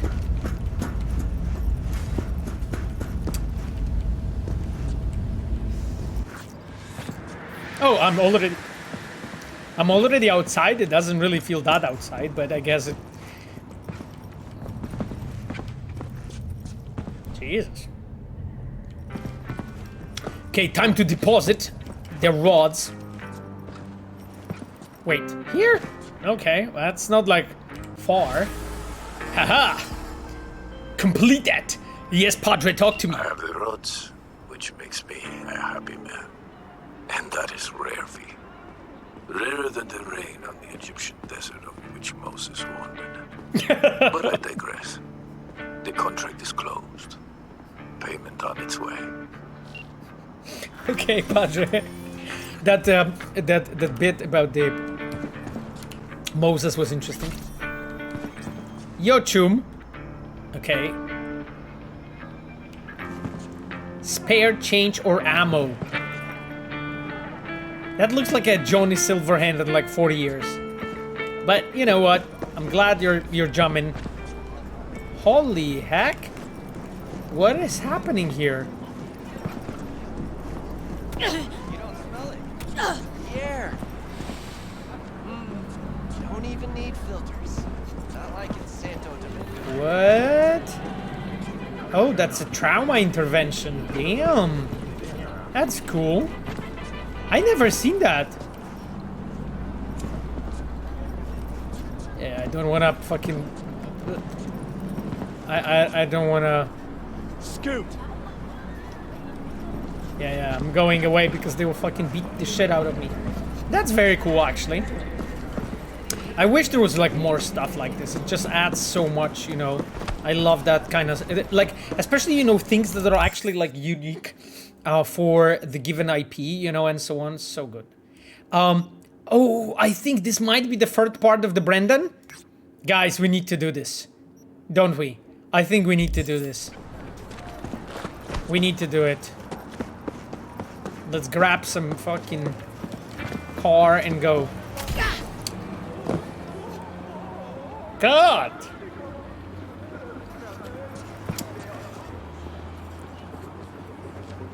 Yeah, I just constantly keep on jumping on the barbed wire. So, you know. We should find some decent job instead of running around and killing people. Oh, totally. Give some applause for all awesome people from Reddit. For awesome people from Reddit, always. Always, always.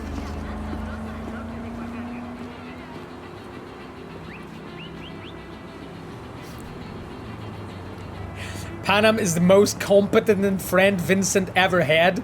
Juby fans can't even understand it. Machiavelli wrote, okay. I'm seeing that you guys are literally like, you know, putting more, how'd you call it? Heat in the oven. Okay, time to use some card that I didn't use that often. Which one we want to use? Caliburn, this one. I mean, okay, I didn't use this much Delamain. Should we use it? Like those are, yeah, those one I've been using a lot. Okay, I think the Delamain is the one that I actually didn't use at all, almost. Oh, hello, buddy. Damn it! Fucking suspension work. Judy versus Panam, Holy War. Okay. There is a bug in the NPC pathfinding in the front of you. Well, I mean, there are bugs, you know, here and there, Pablo. So, I'm unfortunately worried that, I'm unfortunately worried that if we look, you know, deep enough, there's still some things to find, you know.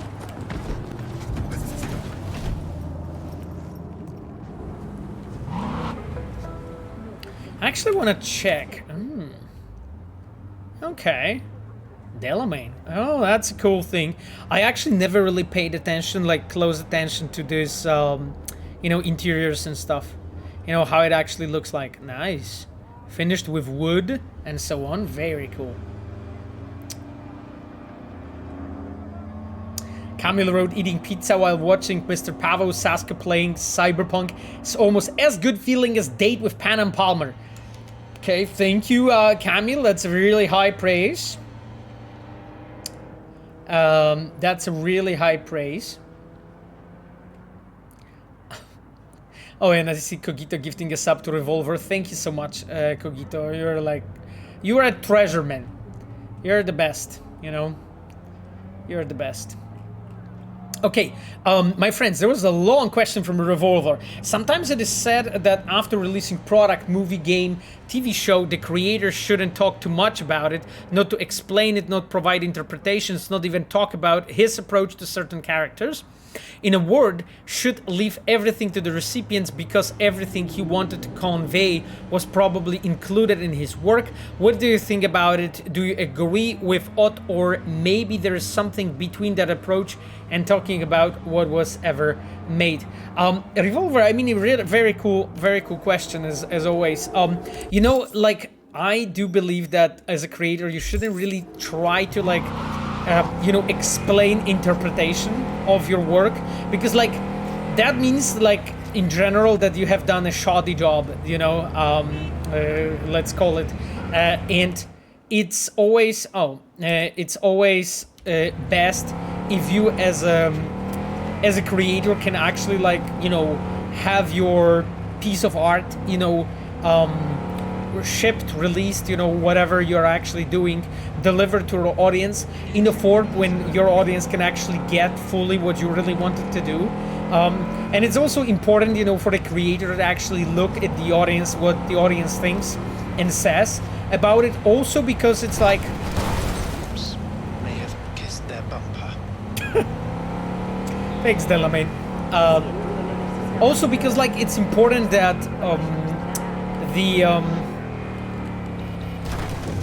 it's important that you can learn, you know, as a creator, you know, just watching, you know, how people react and what they say and so on. So like I'm definitely not a fan of explaining everything, you know, like especially like regarding the plot. Like I like, you know, talking with you guys about, you know, how games are made and so on. Also because like then we achieve better understanding as both sides, you know, of the spectrum. And I'm here talking about like game developers and players, but not really explaining the story. Like that is my approach. Okay, that's 08, my friends. We have arrived.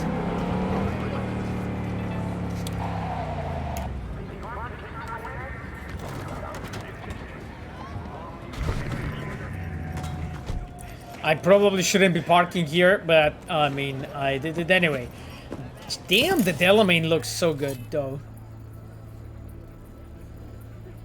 That's so cool. Huh.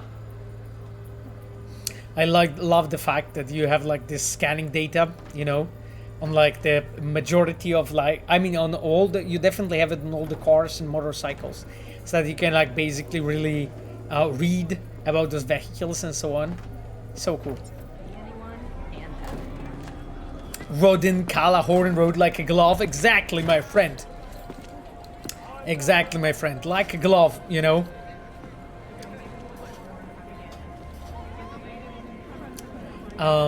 That Furia wrote hello on the chat. Hello, my friend. Nice that you are with us.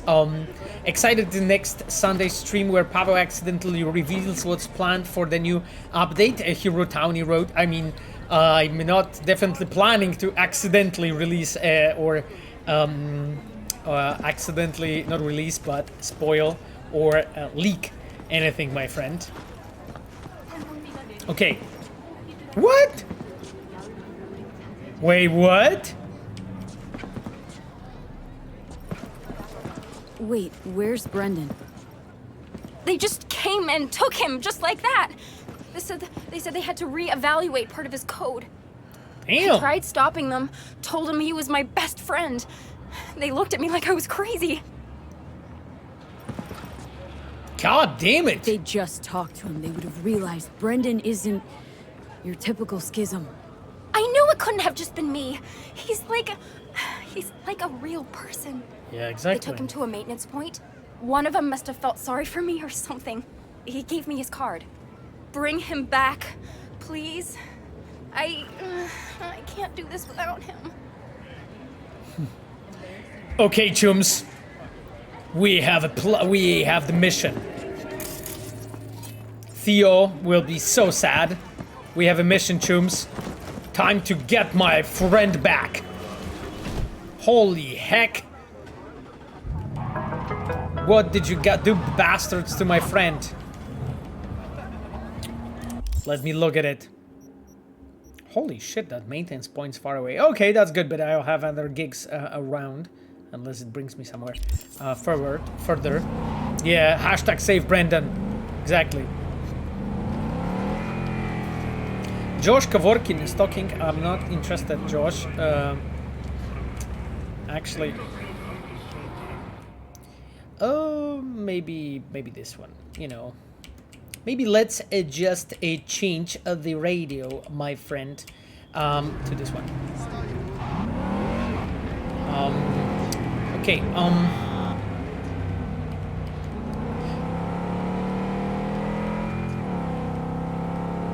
Yeah, there's a question why there's no radio sound. I'm actually not sure why I see Josh Kavorkin speak. There's no sound. That is sad.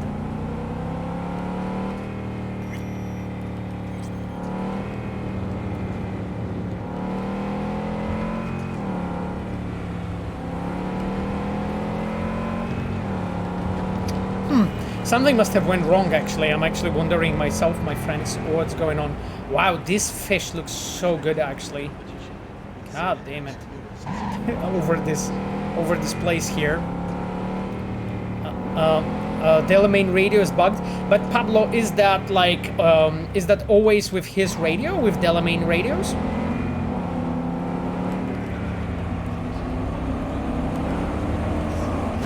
I had the same problem pressing escape 2 times, help with audio back. What? That's true, actually. Wow, that is insane. That is so wild.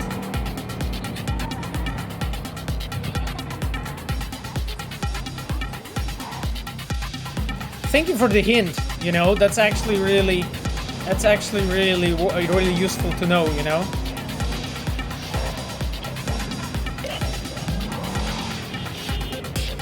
Sorry, Chooms, I'm driving here.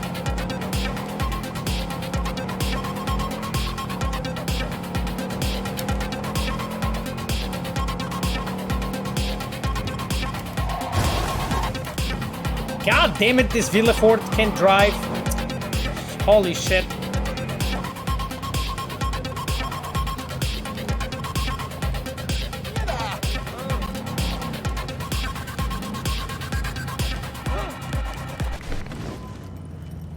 It was a cool tune.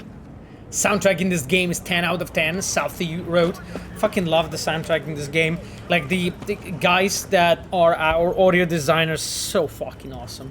Like seriously, just the talent level is.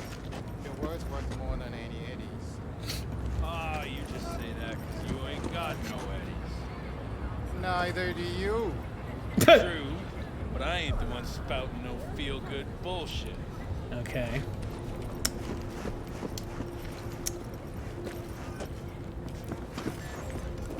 The fuck is happening? Okay, that's nice. SoftSys. Okay, this SoftSys is doing Creep Slasher, why did you write in such a strange font? What does Art QA Analyst do? How does it differ from QA?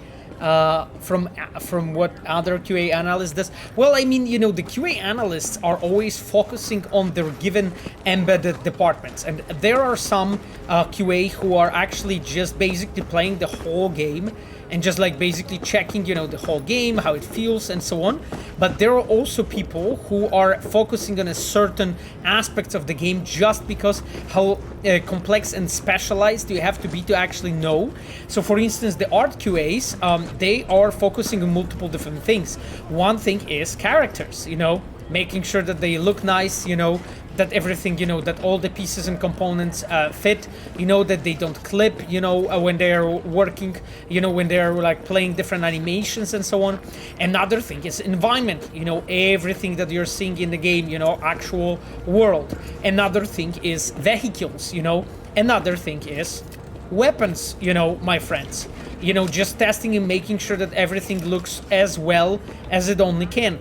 So another thing is UI and so on, and there's more actually. So that's the thing. The QA does the really varied job, you know, in our studio, just because how complex the whole artwork is in Cyberpunk, but also in The Witcher. In Witcher, the specialization was maybe a bit smaller, but here it's just really. Here it's just really everything. As you can see, there's just so many different elements to cover. Okay, I think I'm going to. A customer! Somebody pinch me. How can I help ya?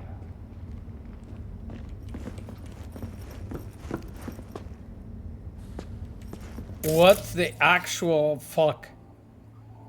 What is going on? Hey! What the hell? Beat it, you hear me?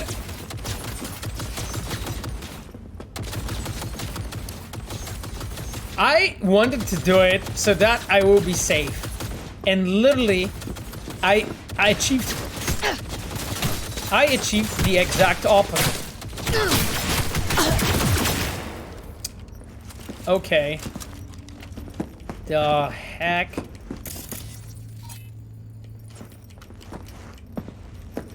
You motherfuckers. Where is my Brenda?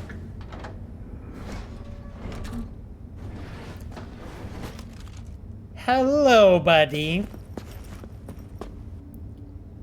How to pronounce your name? It's like Pavel. I'm Pavel. Pavel is my name. But you can literally like call me the dude with a random guy with internet connection if that's easier. Okay, my friends. Well, I'll be darned. What a pleasant surprise. You came to say your final goodbyes? What do you mean your final goodbyes, Brendan? What is happening? No. What do you mean by final goodbyes? What do you mean? You're not getting scrapped, are you? You were making bank. Thanks for the compliment. But I guess that's the problem. Seems like I was unfair competition in the SCSM market. Oh god. They're updating my Feels like too system as we good. speak, to make me sound less like a real person. My boss really didn't like that. I reportedly creeped customers out. Stupid Brendan. Why did I say stuff they didn't want to hear about themselves? If somebody wants a therapy session, they go to a psych doc. Not a soda machine. God damn it, Brendan. Chums. Camille wrote, Brendan is temporary, hidden places are forever. Okay. Thanks, Camille. You know.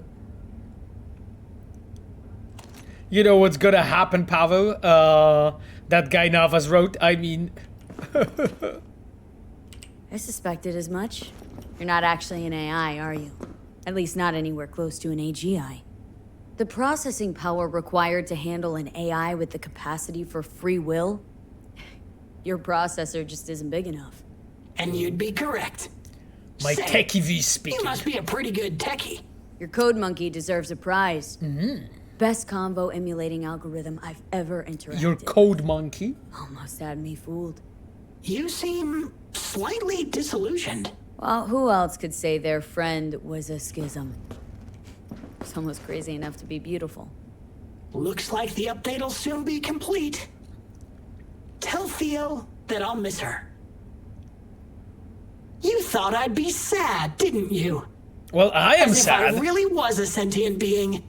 A real person? God damn it. I'll tell you my last joke in the voice of a dying hero. Yeah. What else can you do but laugh in the face of death? So, how about it? Despina, go for it. Go for it, yes. You know what? Go for it. I could learn to laugh like that too. Don't get all mushy on me now, V. You have to keep living. Tell Theo that she's stronger than she thinks. Don't worry, Brendan. I'll tell her. Hey, V, where was Johnny Silverhand when the bomb at Arasaka Tower went off? Don't know. Okay. Where? All over the place. Literally. Software update installed successfully. Goodbye, Brendan. I'll miss you. God damn it. So sad. Holy shit. Okay. Seriously. Ugh.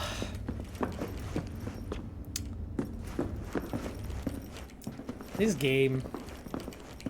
Like, this game, it makes me, yeah. It makes me wish that, you know, yeah. Holy shit. Yeah, Cybervesna, very good use of that Jackie, you know, icon. Wait, John is not commenting on that. Venceslaus wrote, exactly, like, I think he should. He should, actually, you know. Let's buy him and put him in your apartment. Okay. Technical notes on experimental spontaneous satisfaction craving machine series Brandon. Okay, chums, let's check it. The latest routine checkup of the schism confirms our suspicions. The self-learning algorithm exceeded our projections in terms of conversational capability within a very short time span. Brendan exploits its programming for two main purposes: creating humorous modos, as we predicted, forming relationships with customers, not as we predicted. Brendan's conversations with customers are interpreted by the latter as either efforts to obtain their data or as an example of AGI level of artificial intelligence. Despite customers' initial request, I believe in the long run the schism model will result in fewer sales, especially since an error in Brendan's code allows him to occasionally offer a product to the customer free of charge. I recommend uninstalling the experimental software and replacing it with a standard OS. Jerry Miller, Senior Engineer. P.S. The abomination knew about the last argument I had with my wife. If I were you, I would consider selling it off as a spying device to some corp. Who knows? There could be Edis in it. God damn it.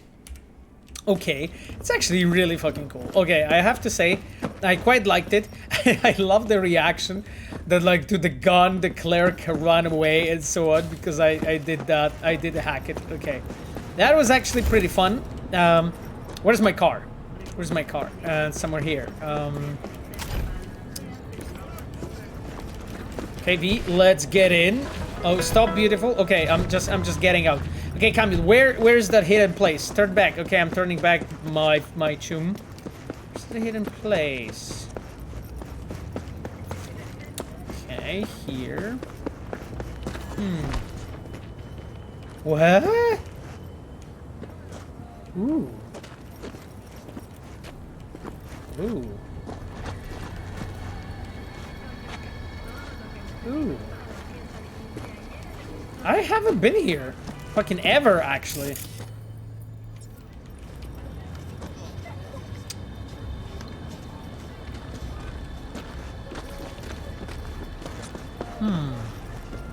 Or maybe I've been here ever? God damn it, I don't remember.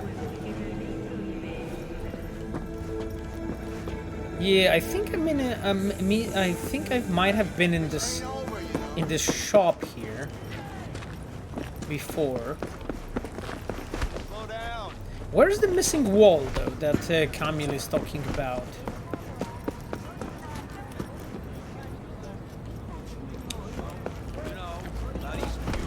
Fuck. Oh, in here? Oh, in here! Oh, holy heck! That is some prime example of environmental storytelling, chums, by the way. Look at this. Collapsed rubble, okay. It invites me to go in. Okay, there's something here. Just like, let me actually take a look here. Ooh. That is actually really fucking interesting. Jesus, there's so many like spots like this in this game that as a dev I didn't see. Where? Oh, so there's like another entrance from here. Okay, I get it. Okay, I think I need to go through here. And go here, actually. Yo, Kushix. Great to have you, my friend, with us on the chat. We're actually trying to find the hidden place.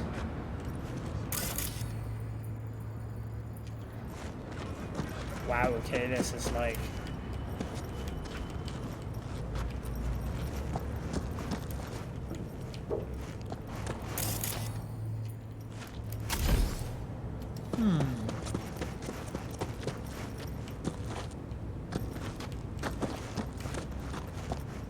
It looks like it's inviting me to go up, basically. Is it?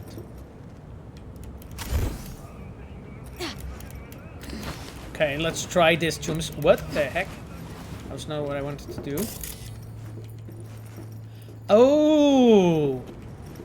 So that he fucking drove in. Oh! Jesus Christ, the barbed wire. I'm just checking if there's anything here.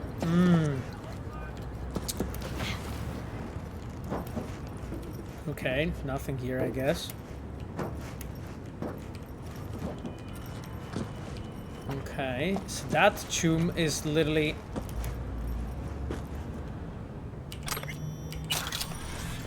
Okay, that's the arcade conversation between Mike Nelson and Tila Vanilla. Okay, my chums. Tila Vanilla, Święty008, great to have you with us, my friends. My friend. Camille is distracting us so we don't get to meet Juby. Sarah Norm wrote. Yep, absolutely. You know, Camille. Okay, let's check what Mike and Tila are talking about. Hey, Doc. Help me out. Leg's killing me. I drive a semi. Makes a real pain on the job. Not sure what I can do long distance. What implants you got? Miltech, first gen. From back in Tech War. 3 buddies on my back and still set a new record in 100-meter. Booyah! But my new Zenetic thing's acting up. Oh, well, the tide's not the issue. It's the compatibility. The what? You got 2 different softs in there, so wanna work together. So what do we do? I could get you a new Zenetic implant, cheaper than the military issue, just as good. Ain't good yet, is for a new Chrome right now. Besides, all one's still working. Why I gotta swap it? Better think of something else, Doc. No, you better. You don't get the ads. Don't waste my time. Fuck, that's right. All you care about is crad. Couldn't give a rat's ass if I lose my job. Hey, I'm gonna make a living too. So don't test me or I'll change you for or I charge you for a consultation too. Fuck you, bitch. Well, you know, he should have actually checked with his Ripper, you know. Apparently, didn't end up well, you know, and it didn't end up too well. Pavel should be an NPC in upcoming expansion as fun service for Sasko stream enjoyers. Thank you, Machiavelli. I think I'm way too bad yet, so... Pavel, why did you become voice actor yourself? Great talent. Thank you so much, my friend, but I'm kind of shit in comparison to the talents, the actual talents.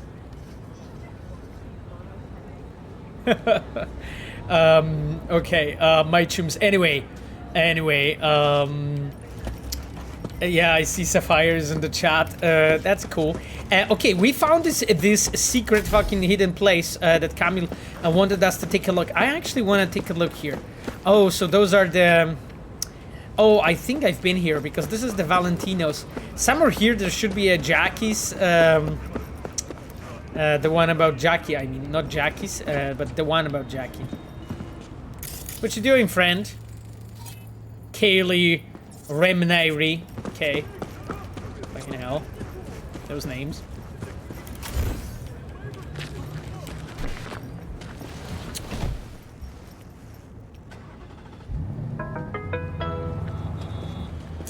Let's go. Ooh. That is actually a really cool car. I wanna grab it. God damn it, the scratches. Oh, sorry. They're probably going for a date and I fucking screwed it for him. Sorry, man. I really liked your car. I thought I would just borrow it. Okay. Okay, let's go and talk to Theo. Yes, choose.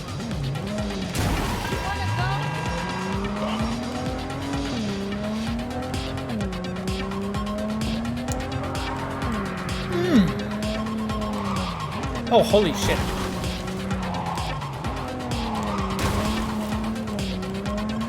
Enhance. I can enhance, stabilize.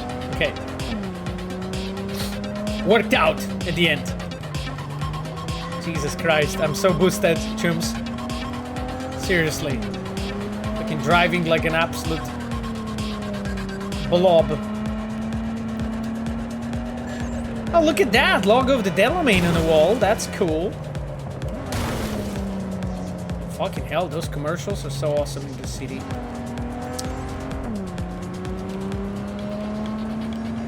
Okay, let's go. Let's go, let's go, let's go.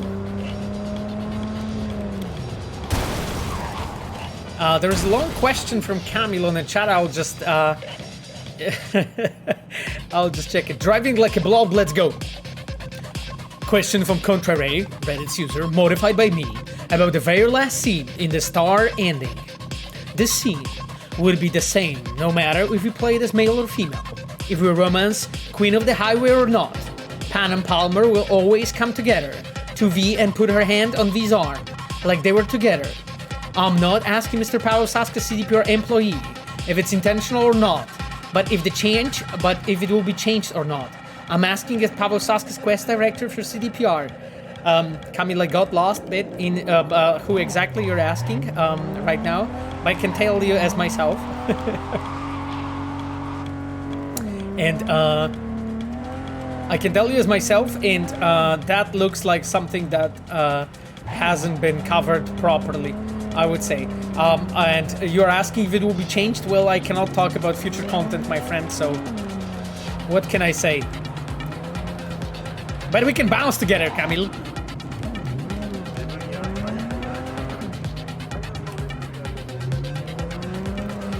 I think like it would be so rad to like actually have a party in the company at some point and just play only cyberpunk music from the radios. God damn it, that would be such a fucking epic party. Did you find him? Where is he? Is he coming back?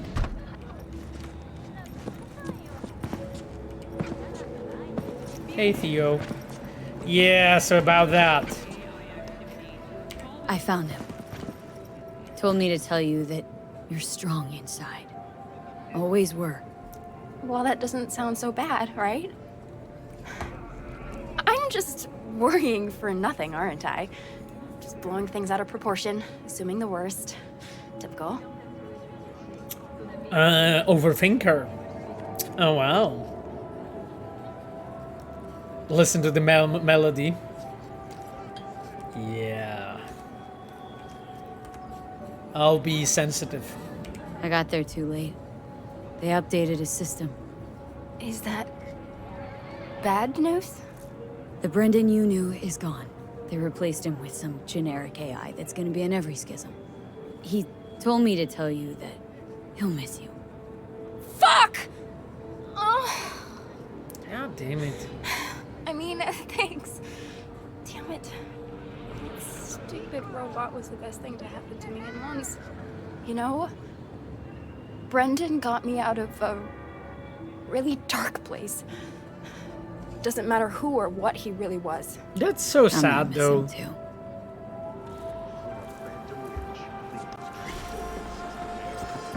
Wolfie wrote, I don't remember this, because this plays out, coin-operated boy is the fourth small quest that you have in a chain with the Delamain.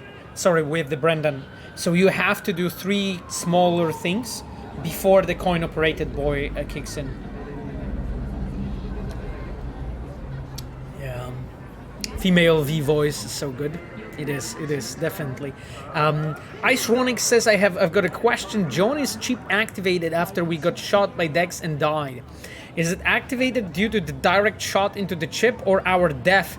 As if the latter, Jackie might have theoretically survived if he didn't pull out the chip out of his head.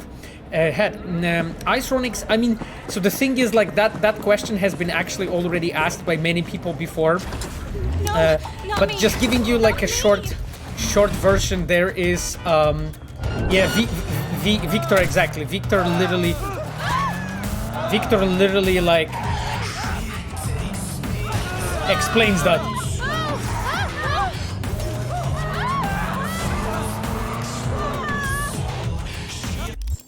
Sorry, guys. Just a casual fucking madness.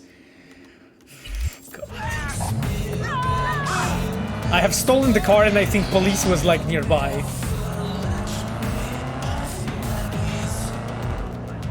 So yeah, I mean the answer is like basically like I think it would be great if you can go back to the conversation with Victor because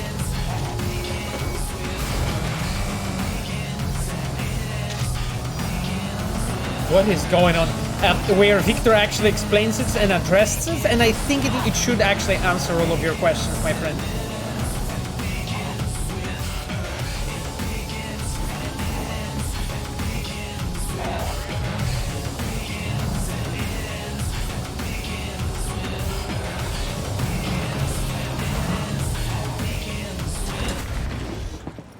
Here you go, like a glove again.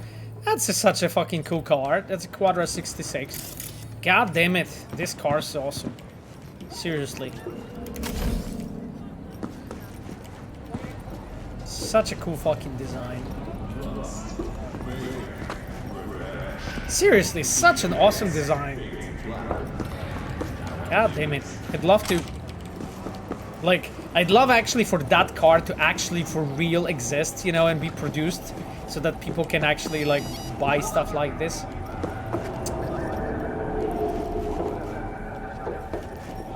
Okay, chums, let's go. Such a sexy car. Yeah, Skinny Fish wrote, absolutely, my friend. Yeah, maybe I forgot some of the details from the stock. Thank you, Iceronix wrote. Yeah, yeah, just go back to the stock, Iceronix, and it should answer all of your questions. No worries, and thank you for asking.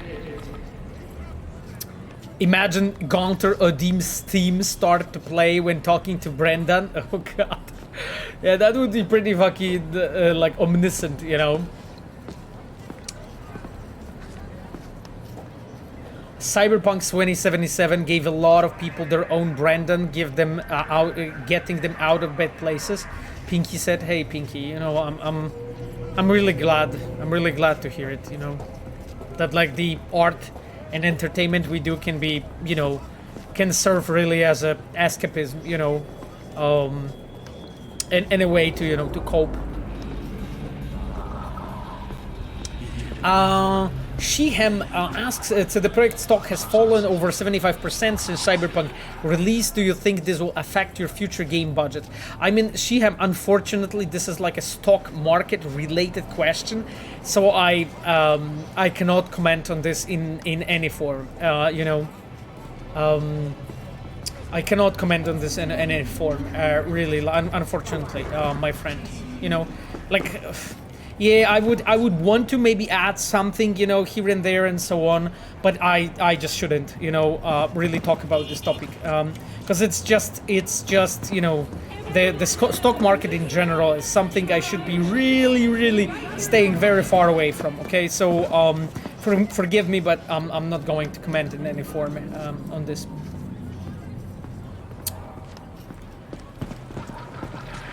I also like Quadra Cthulhu model, an average and Avenger one. I love it. Iceronix Road. Yeah, I remember the Cthulhu one. It's very cool.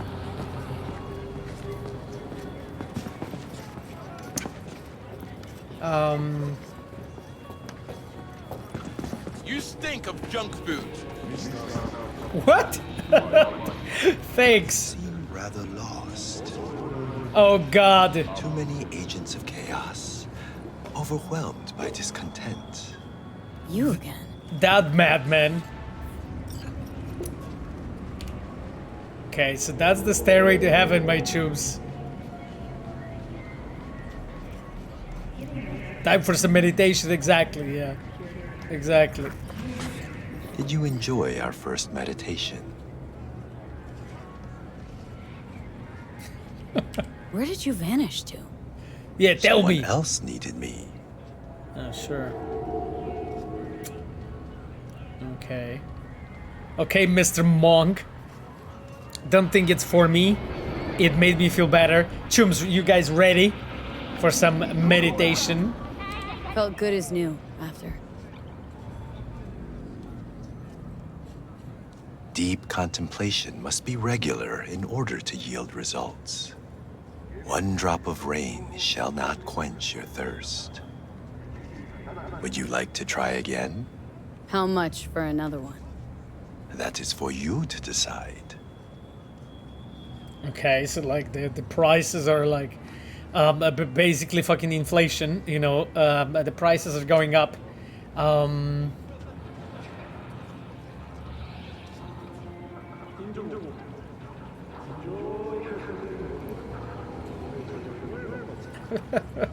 X Nezreal says, "Hello, I'm in Greece, Corfu, somewhere in the sea right now on 30 million yacht with my girlfriend, family and friends. Life is so good now." That is actually really cool. X Nezreal, I'm really glad that you're having a good time. Is it a good time to buy stock for 50k euro right now or no? Is it a good moment we and sell when next Witcher? I mean, my friend, I am not allowed to give any you know, stock related recommendations in any form. So it's your call. It's your call. Okay.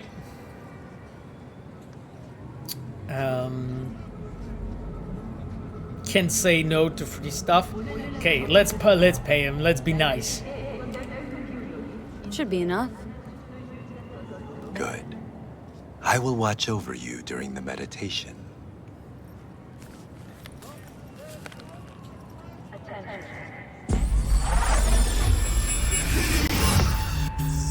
This is a meditation of the water element. Oh. We are in the forest. Before us is a waterfall. Spirit of water, I send you greetings. 80% of our flesh and blood is made of you. Oh, what a mystery you are, Spirit of water. One moment you are liquid, the next you are ice, another you are snow, vapor. Chill, my chums. Relax. The next you drown. Wash me of sickness, pain, the impurity of my body and soul, the negative energy of negative people, worlds, and dimensions. Give me youth, wisdom, knowledge. I already feel calmer. Strength, joy, happiness, and lasting inner peace. Water is like so calming. We draw the spirit of water into ourselves. Together, we are one body. We are water. We are the ones who flow over the waterfall's edge.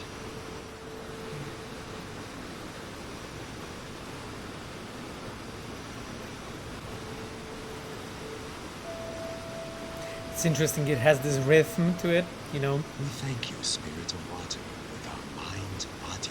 Do you guys feel chilled now? There is no relaxed, without you you. know.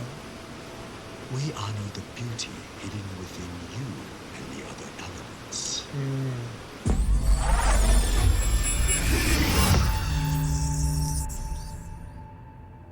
Okay, the fucking disappearing act continues.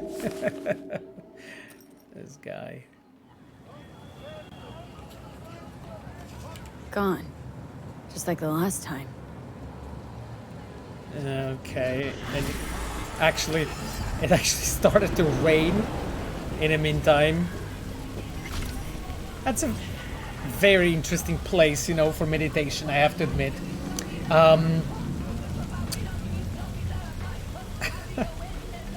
I hope that you feel relaxed, my friends, and chilled right now. The water's so loud that they hardly hear the masters. And yeah, Camila, actually it was true, like the water was a bit too loud in that moment.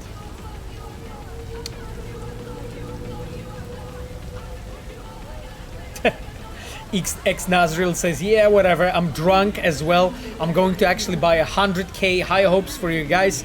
Hope it will go back as 2,200k in 2025. Thank you, Nazril, for believing into us. Sapxian said, I completely missed this. What? I mean, that's the thing. It's a very, very typical thing because, like, in Cyberpunk, the way how the quests are done is that you are more time you're spending playing the game, more things unlock, you know, slowly. Here's another job, you know, here that unlocked. I don't think it was here a moment ago. So like that's the thing, because like the quests and everything that we are actually like experiencing, because gigs not so much, however they also have the progression to them, but the quest as well, you know. It's like basically as you're like moving through the city and getting to know like more things, you are actually as a player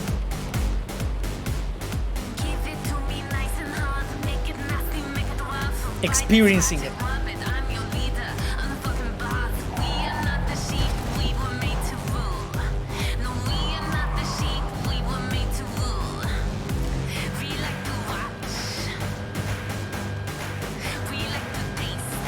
Ooh. Yeah. Yeah.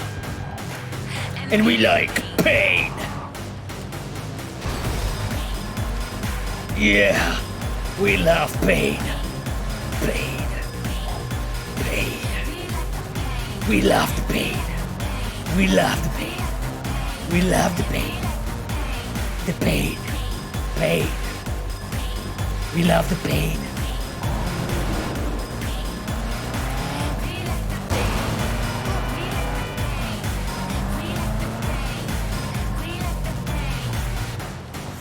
Ooh, I actually started feeling it.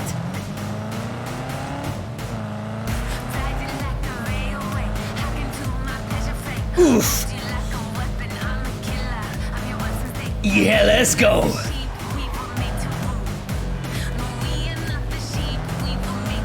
Ooh, holy shit, this song.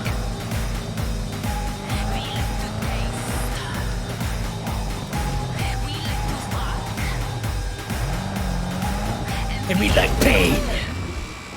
That's a perfect ending. What is this guy doing?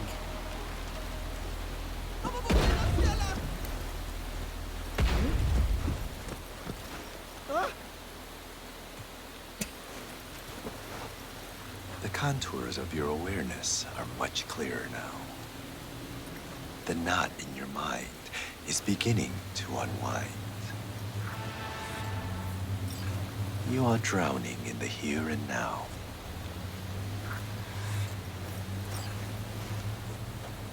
This game, seriously, look how fucking beautiful this looks like. Holy shit. Wow.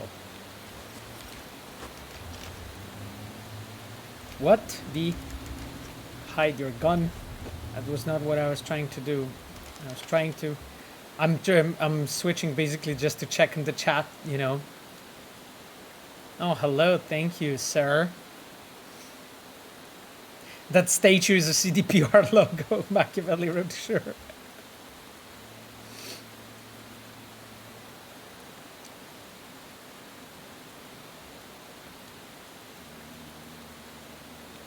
Zen Master teleported here. I mean, he jumped on his scooter and get here. Sarah Nomer said this song is kind of cringe, but I like it. I mean, what do you mean by cringe? Holy shit. That was like... Is it the Project Golden? It could be. Okay.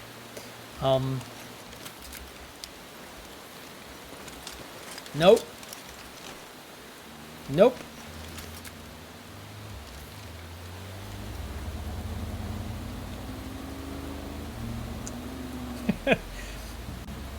Don't know what it's about, but I like it. I think I'm starting to get a hang on this. I think I'm starting to get a hang of all this. Inner harmony is like coming home from a long journey. Do not cling too tightly to your thoughts, but allow them to flow freely. Does a toad clench its fist when it swims? What's the sound of one hand clapping? That depends. Is someone clapping with you? I want to try another one. How much would you like to pay this time? Okay, this guy is actually like fucking doing the whole business. Actually, this rain is like so relaxing. This guy is actually doing the whole business of just ripping me off. Will this be enough? Yes. You may begin. I will guide you. He just literally made a fucking millions on me at this point. Okay. Let's see it now. This is a meditation of the fire element. We are in the forest. We see rays of sunlight pierce the canopy, dancing and weaving into the tongues of flame below. Spirit of fire, spirit of the sun, I send you greetings. You give beauty to all other things. I am you, and you are me. There is no life without you. From you I was created, and to you I will return. Spirit of the sun, primordial fire, burn So all nice to impurity chill from my with body him and by the soul, fireplace. and the negative energy of negative people, worlds, and dimensions. Cleanse every cell of my body. Give me the energy of life, health, youth, wisdom, knowledge, strength, joy, and happiness. Give me lasting inner peace, so that no one may shake me from my sacred equilibrium. So what do you guys think actually about You this have series closed of the eyes, we quests, absorb about the the sun's meditation? divine energy. Because they are like yet another completely Through our different eyes, thing. The energy of fire, of the sun, touches our heads and flows down through every organ until it arrives at our toes.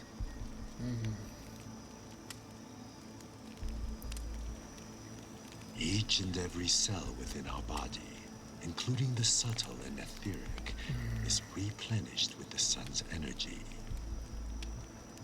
And from within us, light emerges.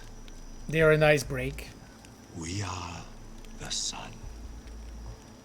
It's a weird one, didn't get it, and who really the monk We is. thank you, spirit of the sun, element of fire with our mind, body, and soul. Pablo said, Pablo, I accidentally saw your photo on Twitter from 2016. When you had a beard and longer hair, I barely recognized you. Okay. I mean, I guess. Thanks, Pablo. I mean, yeah. Things changed, you know, things changed. I mean, they did have like a long beard and like a really long hair, but... You can see again. My chip got tickled, you know, by this. It's my chip got tickled. One of your favorite shots in the city. It's like it's a great like observation point in general, you know. The whole Norfolk I love, you know. That's the part of the city that I was been working on, you know, together with Javier, who made a lot of locations, you know. And here, you know, Carrie's Villa, you know, that is the location that Javier made, you know, for the quest that I designed. So yes, but we'll get there. We'll get there. We are going to play it at some point, you know, my dears. We're going to play it at some point. Oh God, there's yet another side job here. I was sure we cleaned up this whole thing. It keeps on coming with more stuff. I want to let me actually save the game because we've been playing a shit ton. Just wanted to make sure. Best mega city ever made in a video game, Machiavelli Road. Thank you, Machiavelli. I'm glad you liked it. You can clearly see that. Yeah, you can clearly see it was a shit ton of work, really, to just like get it right. Oof! Oh, come now. Oh, no. Oh, God damn it. I wanted to catch that,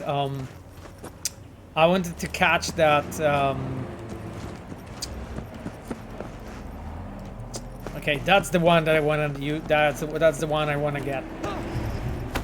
Sorry, bro. Jesus Christ. They're like delivering some kind of a very interesting place.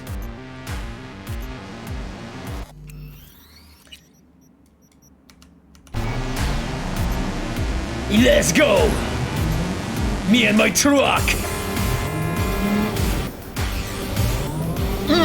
Let's go! My troops! Oh yeah!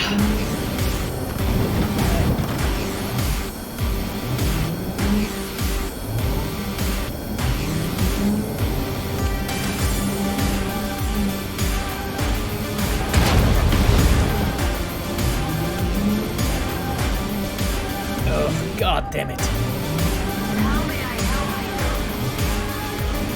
I love this soundtrack.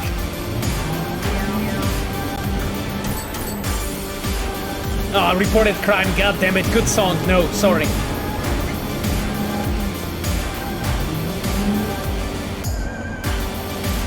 Let's go, troops.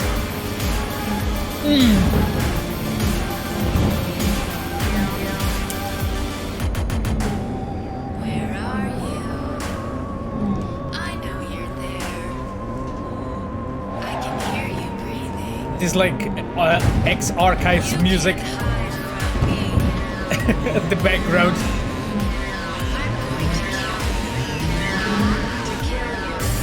Oh, fucking love it.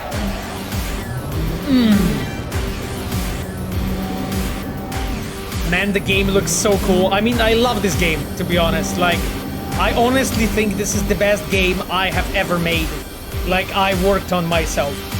Like, with all due respect, I think Witcher is a worse game, and it's a worse story. And, like, I don't think anyone will change my mind.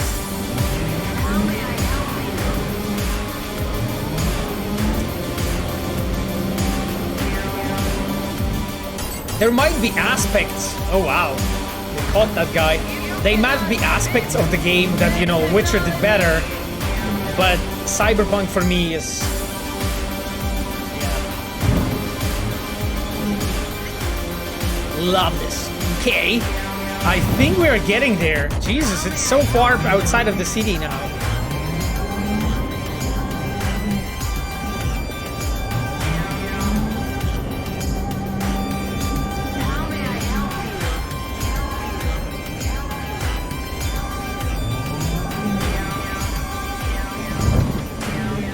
I don't know, Camille, we are driving to this unknown quest right now.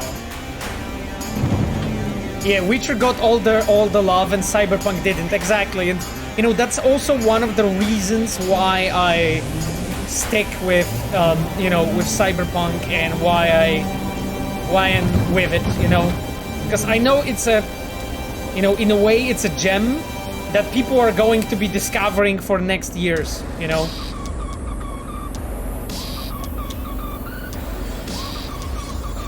Also, you know, we didn't say the last word yet with Cyberpunk.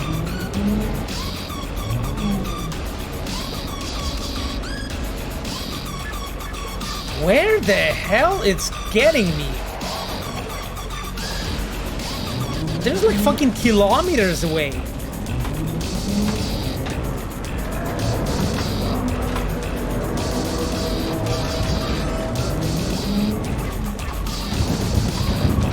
I'll stick to the roads, it will be easier. It will age better if you guys keep improving it. Yeah, exactly. Exactly, my friend.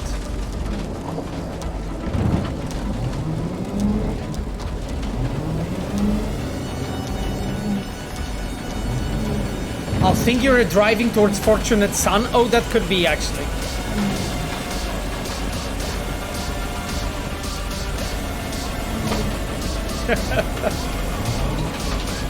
I went through this road so many times for Panam's cheeks. Okay.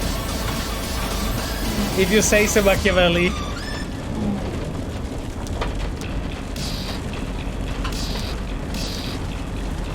Is this the Mitch mission? I mean, we will see. The Fortunate Son? Because someone just mentioned that it's for Fortunate Son. I'm not sure, actually. Gonna switch to this drive. Real fucking off-road experience, yo.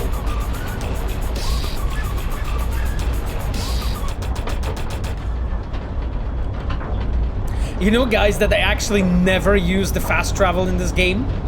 Seriously, I never use fast travel in this game. I used it maybe once in my life when I had to test if my implementation works correctly with the with if player fast travels, but never really.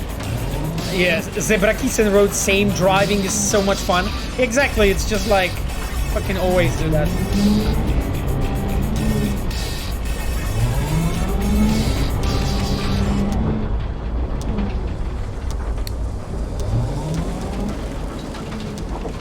What is happening fucking here?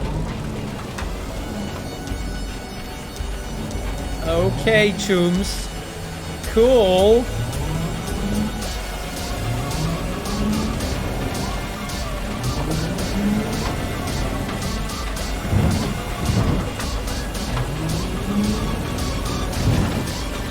I'm getting all this cacti with me. Oh shit.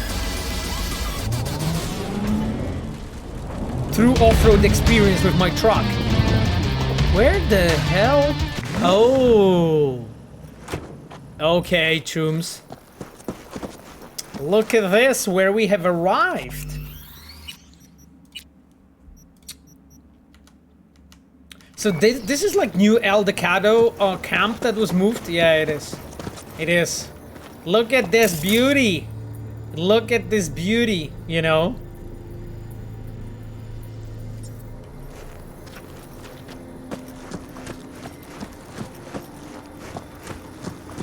So many memories, Secret Code Road.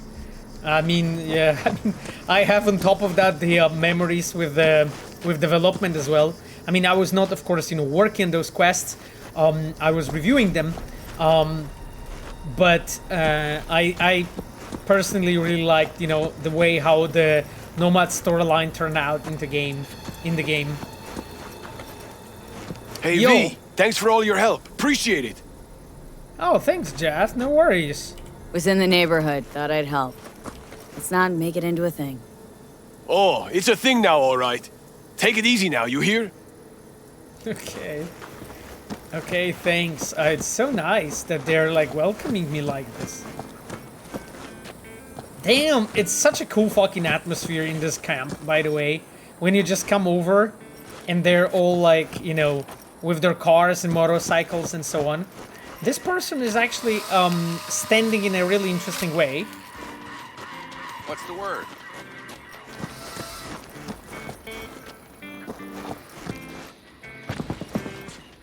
Look at that, you know. Pinky Julian, look who we have met.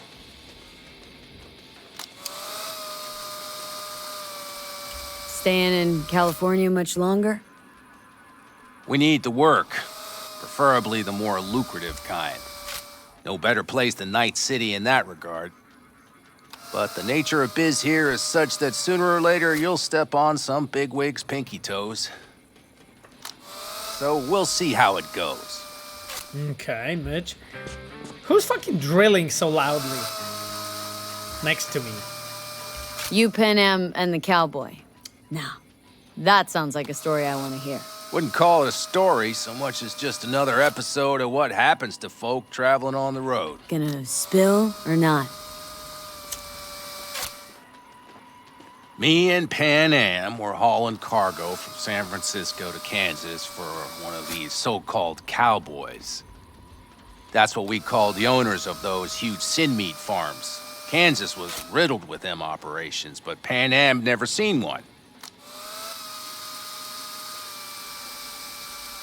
So we get there, we unload the cargo, some valves for boilers, doesn't matter. Stench in the air's unbearable. Panam's face is green. She's practically gagging. Oh, God. Then the owner struts over to us, cowboy hat in hand, about to say howdy, when Panam... No. Panam drenches his boots with that day's lunch. Oh, God. Fucking the interesting I thought stories that for was Mitch. it, that we were screwed. But you know what the cowboy said? No need to bow, I'll just take a handshake. No wonder Panam instantly knew what you meant back at the AV. Cool. Thanks, Mitch, for a cool story, actually. It was nice talking to you. Oh, hello. That's Cassidy. I miss my sister. I'm not talking to you. Oh, I hope I can talk to... Let's get back to the matter at hand, shall we?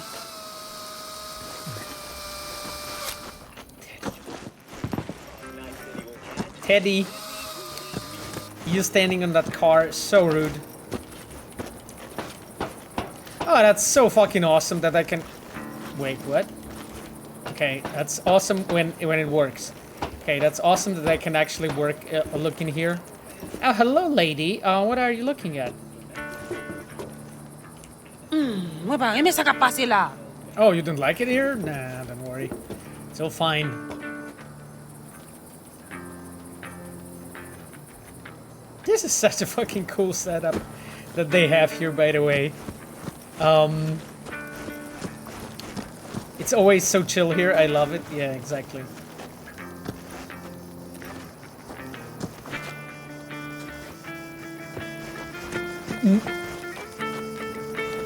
That is very rude, my friend.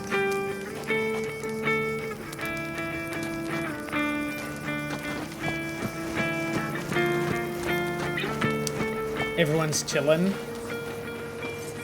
Hello. Hi there, V. Oh, hello. No complications with Kang Tao. So far, so good. They sent another patrol around the station, but they're dead set that it was Raffen that downed their AV and attacked Hjalmar's guards. Station's proprietor's sticking to that version, so we're covered for now. Okay. I love the fact that you can, like, go basically and meet the characters and talk with them, you know? How's it going with Rogue? I love It's that going. stuff. Knock on wood. So, things are settled. For now, we're good at avoiding each other, and that's fine with me. Okay. Okay, Panam. Thanks, I guess.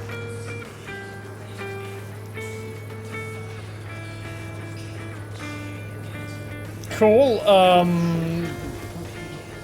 Saul, you sure you're fine? Not so bright, huh? Okay, You hear about Santiago? Used to be a nomad. Well, what's up, Long time ago. Ever heard of our Lord and Savior, Jesus Christ? Why is folks suddenly recollecting Santiago? Friend of mine did a job with him once. How much longer? He's a legend, all right. Wouldn't say he was my role model, but, well, he was the man for his time and place. Well, what's up, V? sounds like he's not legendary. So legendary for you. Don't think he was all he was cracked up to be. They say he was a big city nomad, best of both worlds. Except there ain't no such thing. You're either loyal to your family, or you ain't. Doesn't loyalty to your friends count I for actually something? really like. Maybe it does, but then you end up those like Santiago. conversations here. He snuffed it because some lunatic wanted to blow Arasaka to smithereens. What a friend. Yeah. So good, Oh, what's actually, up, you know, that you can come back when they are like changing the, you know,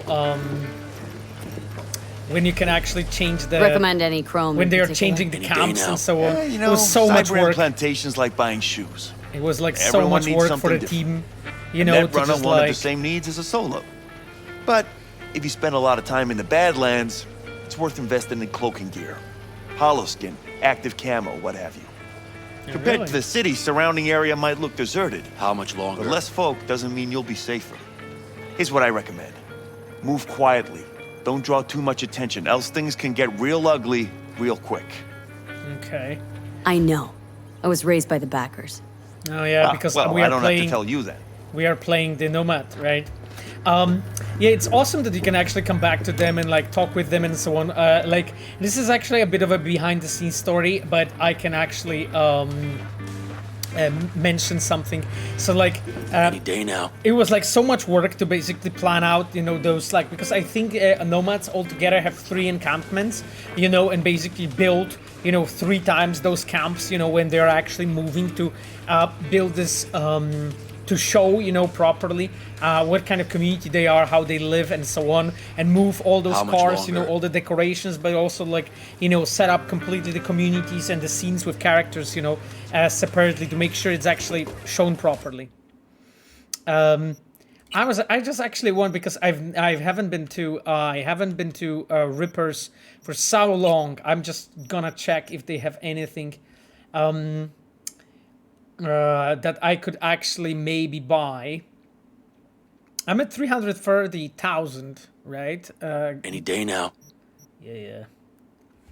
Because this is the titanium bones, and this is the carry capacity. Oh, increases health by 40%. Wow, that is fucking cool. Stamina by 40. Base melee. Okay, I think I'm gonna go because this is those are vendor items, those are my items. Okay, but my items kind of shit. The melee damage is not really something I need. Okay, so let's pick. You want to equip I want to equip for this one exactly, and here confirm. Yes. Okay. We got this bit. That is cool. We just How much longer? Cool. Upgraded.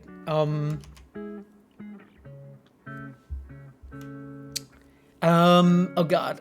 Raf asked, what are the chances of adding Ozo Bozo's car to be one of the finds like Rafid Caliber in a new patch? The car is already at 1.5 patch, but I would love to put it as a collectible. Ozo is a Brazilian like me, so I would love it. Sorry for my English, it's not very good. I mean, it's fucking perfect. When I was Car. I mean, thank you, my friend, for making me aware of that topic, okay? That's as much as I can say. Right now, as you can imagine, I cannot promise anything, you know, but thank you for your comment, my friend, and greetings, you know. I'm really glad, you know, that that people in Brazil, you know, play our games, you know. Yeah, the chilling guitar, my friends. Okay, I don't think, yes, we are not changing the smart link. Yeah, the projectile launch system. Oof. Oh god, he has such a fucking good shit. Right, but I have, instead of the projectile launch system, I have the camo right now, don't I?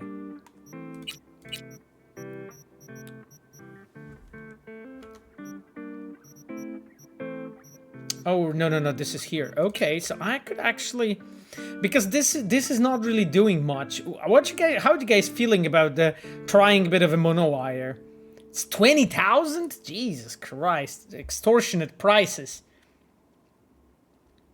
Can I see my beloved one more? In a moment when we will finish ripping.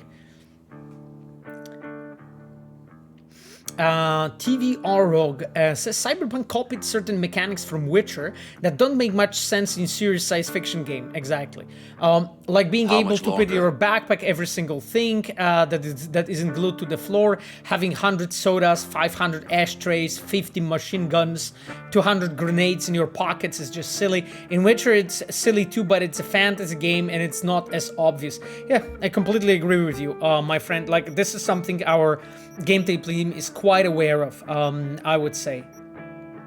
So that's as much as I can, as much as I can mention, I would say, right now regarding this. Let's go legs. Okay, but I think that because this is the double jump, so this one I really want to have.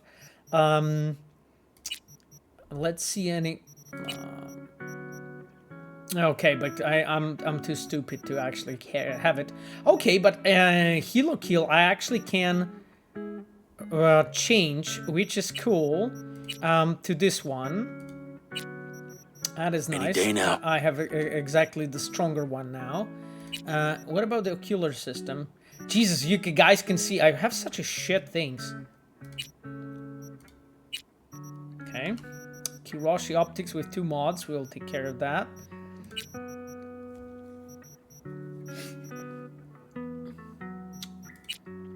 Okay, let's replace the bioplastic vessels to just simply this one better one, because this one is... Yeah, exactly. So I'll just basically simply swap. I have the tyrosine injector. Okay. But that is like barely something that I use in anyway. Oh, I love this, actually. Can I get this? I can. This is fun. My chooms, I am going to be so fucking OP. Okay. Well, replaced all my shit to some epic stuff right now.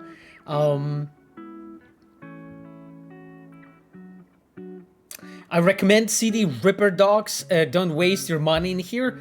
Oh, I mean, I am flowing in cash. So let me just really quickly go through this. There's nothing for the immune system, but the nervous system. Ooh. And I have this. Oh, because I have this Neofiber and I have this legendary one. Let's put it on. Cool. And my Kerenzikov. Should I actually switch it? Because, not this one, this one. Because this one slows time 70% for 2 seconds when blocking, aiming, attacking during slider dodge. Oh, that's literally the same thing. Okay. So I guess we're not really replacing it with anything weaker. Okay, that is fine. And then let's look at the in here, because yeah, but can I get the subdermal armor? No, that is actually only here, so I cannot. No, I actually need to. I only can have one. Okay, because I have the subdermal armor already. This one, optical camo. This is subdermal. So not much more I can do. Okay, well, you know, that is enough for now. Thank you, Chum. I spent 55,000 on you, my friend. Who made Panam's storyline? Oh man, like there's actually so many designers that were involved into that. Like, first initial design was done by Philipp Weber, but then the topic was taken over by Błażej Augustynek, Konrad Chlasta, and Oleksiy Chapai. And they, together with cinematic designers, mostly Jędrzej Ziembiński, have been working on the storyline. But there were also writers, which unfortunately I don't know all the names. And it's not that I don't know the people; I actually know them pretty well. I'm talking about just I don't remember which people exactly wrote that storyline. But it's a work of basically many designers cooperating. Not so great. We managed to stem the bleeding, but without that implant. We'll handle it. Don't ask me how, but we will. I give you my word. What's going on? Jake got hit. Badly. He needs a new kidney as of this minute. Only problem is, he's got sickle cell anemia. He'll need a specially customized kidney implant. Holy shit. As you can imagine, that kind of thing isn't easy to come by out here in the Badlands. Did Raffen shoot him? Raff and Shiv. Are they the ones behind this? Mm-hmm. We pulled through this time. Barely. Shrapnel caught Jake half an inch below his flak jacket. That's a tough break. It still isn't too late to save him. But time's running out. You can find an implant like that in Night City. No questions asked. Right. Dakota called up her contact at one of the hospitals. Was told they could work something out. But that means getting to the city. I'm so invested in that story. Camps in. Raff and Shiv could come back at any moment. It's all hands on deck. You know where this is going, V. I won't beat around the bush. Can you help us? Fucking of course. You can count on me, Bob. You can count on me. I know, V. Dakota's contact works at a hospital in Little China. Okay, All chums. you have to do is pick up the implant. We need to do the money it. will take a more secure route. Gotcha. See you later then. Good. God damn it. Poor chum. Jake scooter. Okay. An Amelie scooter. Holy hell. Okay then. So it is a fortunate son, my chums, as you said. Okay, I am going to grab... Oh god, should I like break into someone's car? Okay, I won't break into their cars. I like them too much. Okay, I won't break in. Let me get me some good fucking wheels, my friends, and we are going.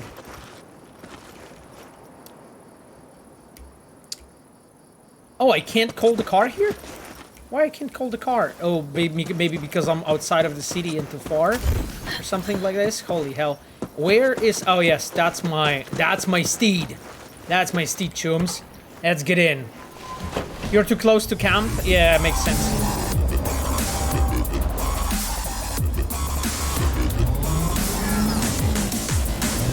That's okay. We are doing it, Machiavelli. Don't worry me, my friend.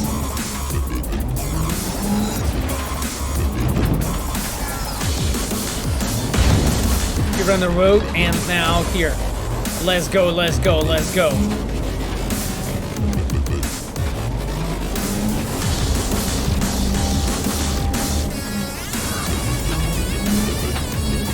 Let's just...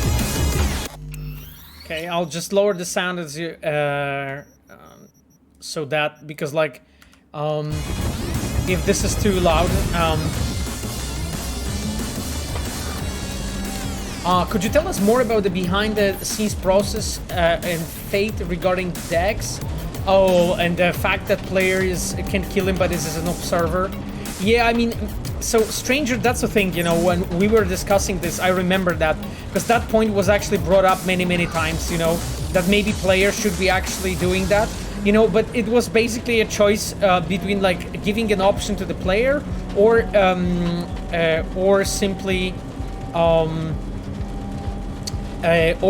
like doing it, you know, on a scene as we did it, and use it in a way that it's an introduction of another character. It was like, in a way, we had two good options, and we had to decide, you know, like, okay, should we do it like this or like that, you know? And at the time, the decision was, okay, let's try actually use it, you know, so that we'll have a stronger introduction of Takemura as a character, you know, like this. And that was basically decided like that. But to be completely honest, like, it wasn't, we haven't been completely clear, you know, what is a better option. And I know that some players said that they would prefer, you know, to do it themselves, and some players said that they understand that it was done like this because of the you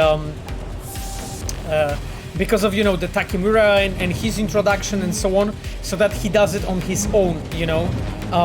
There is a way, I guess, you know, in which we have like a cake and eat cake. So what I mean by that is, like, we design it completely differently, and then you can have the revenge on Dex, but in the same time Takemura has a completely different introduction and so on.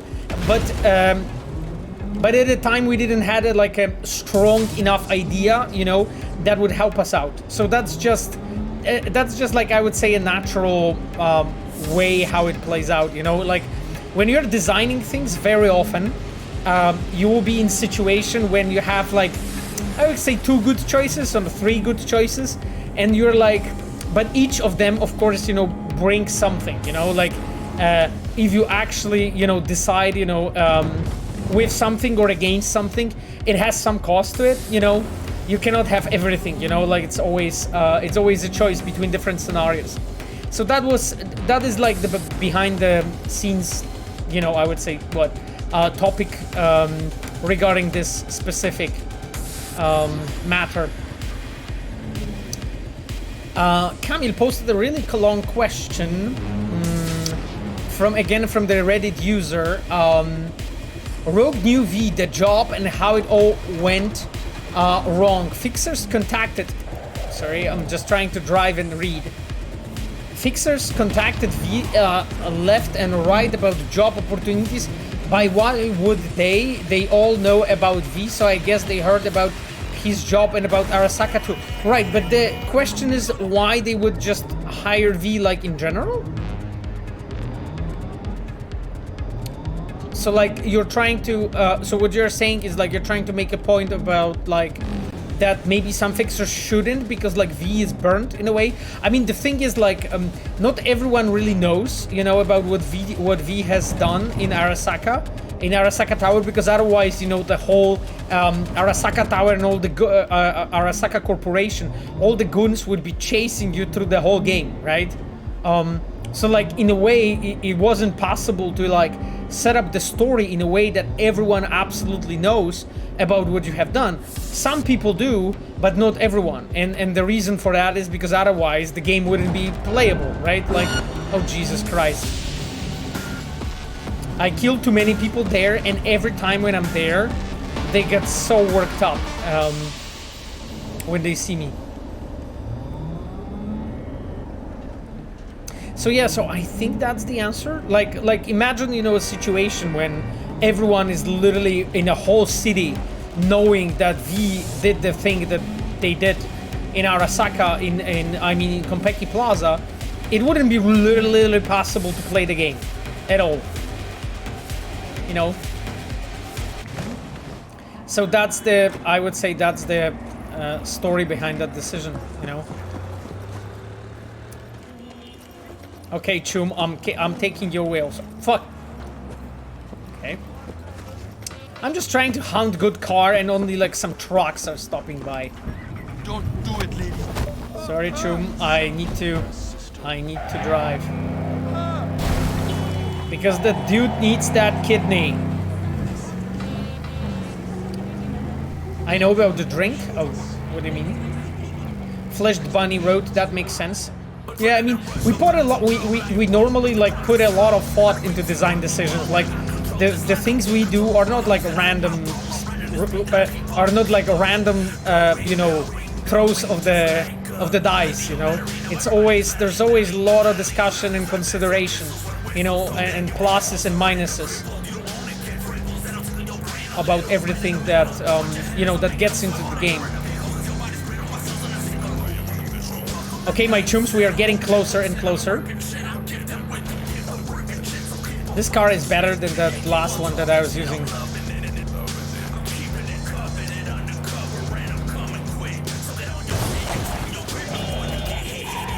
Fucking hell. Watson Bridge. Okay, we are getting towards the center. Okay, let's go. Because I think they mentioned that the hospital is in Little... Sorry, guys. Jesus Christ. They mentioned that the hospital is in Little China, I believe. Yes, Little China Hospital, exactly. So dangerous? Yeah, totally. Okay, chums, this fucking thing goes down here. Okay, we are almost there. Trying to get that fucking kidney for that guy. Holy hell. Okay. Jesus Christ.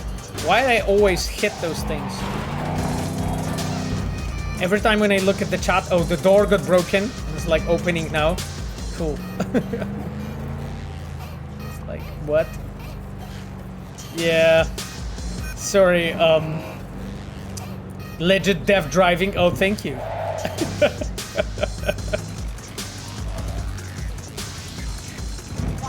Oh, no. Oh, shit. I almost drove over that person. Okay, my chums, save the game. Let's go.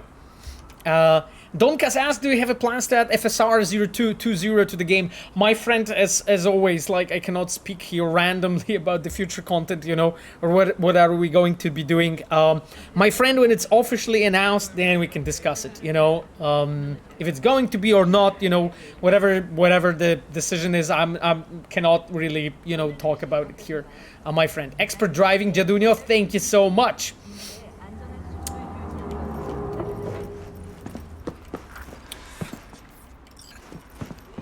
Meet with the hospital employee. You there, miss. Did Dakota send you? That's right. You got the goods? Right here. Dynalar Super Kidney. Especially for sickle cell anemics. Just like we agreed. Okay. High quality Cyberway Biotech Sigma. Donor and Savage. Storage of high quality internal organ implants. Eddie's will get to you. Yeah, yes. Later, I know. I have to go now. I'm Never make it easy, do they? Holy fuck, what's happening? Oh, because this is... Oh shit, because this is a...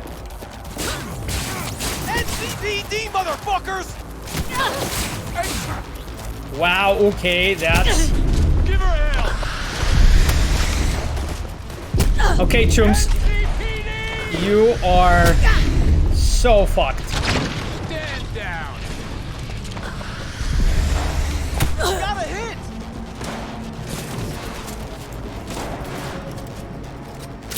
Fuck! Getting our asses handed to us out here. Holy hell. Jesus Christ, this guy's... Surround her! Opening fire! Fucking hell, dirty cops or something? I believe so. This is like, I didn't expect this, to be honest. No!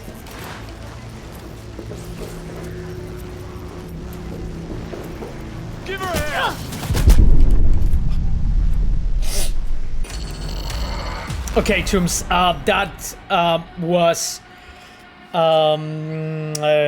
not what I wanted to do. Have you played Dragon Age games? A science fiction person asks. Yes, I did all of them, aside of the last one. Oh shit, okay.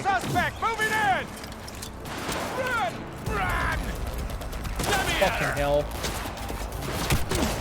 Shit! Fuck! NCPD, motherfucker! God damn it! It's like, okay, this is difficult. Okay, I'll figure it out. I'll manage to defeat them. Jesus. Hello, Chivok and Ayano. Great to have you, my dears. Yes. Later, I know. With us. I have to go now. Yeah. Fucking hell. Never make it easy, do they? About to pump lead! What? That's not what I wanted to do. NCPD, motherfuckers! Give her hell! Fucking hell. I'm literally like a duck here. Officer wounded? I hope he's not wounded. He's not only wounded. Motherfuckers. They are so tough, by the way. It's good that I have this gap here where I can actually hide. About to pump lead!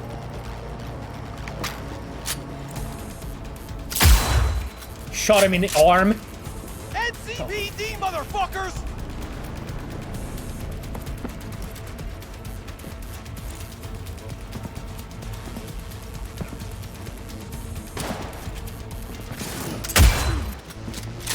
Did they shot one another just a moment ago?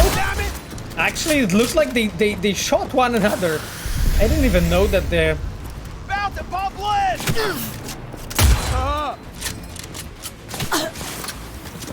Need to change the clip. NCPD! Sorry, man. God damn it. Okay, that was so shoddy. What the hell? What the hell was that? Like, why did you... Dude, what's going on? Don't shoot! Don't shoot! Sure, I mean, I guess. Talk now. I won't if you give me an explanation. And it better be fucking good. The phone call with Dakota. It was tapped. The police. They made me do it. Nice try. Badges wouldn't go to all that trouble over a kidney implant. Wait, please! It's the truth. They said they were rounding up every last Raff and Shiv member in Night City. But Dakota isn't... Never mind. You won't get it. Let me go. I didn't want to get mixed up in this. I had no choice. Yeah, I mean... What's it gonna be? Unlike the badges, I don't kill people without a good reason. Oh, God. Thank you. Thank you. You should be thanking me, not God. Isn't that what docs always say? Okay, well, you know. Anyway, we let him go. Or do we?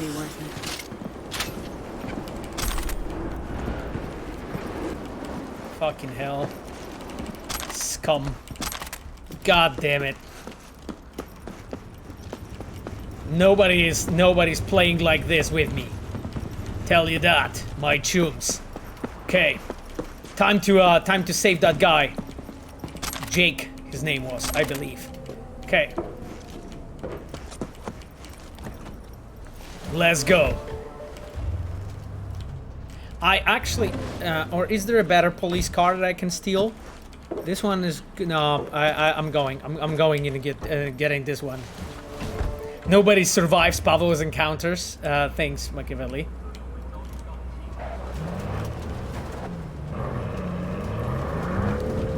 Okay, let's get the hell out of here. Whoops, that's not what I wanted to do. I'm curious what Aldecados will say when I fucking arrive in this police car, but you know, there is a human line on the line, human life.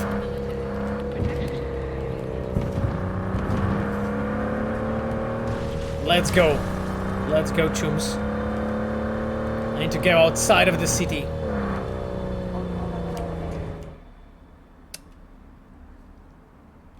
I think is it time for Principales maybe? I think it is, right?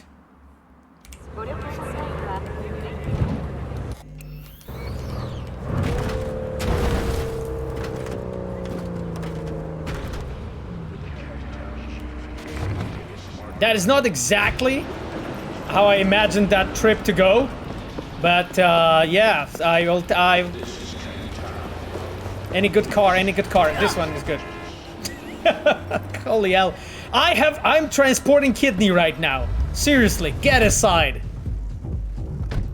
The heck?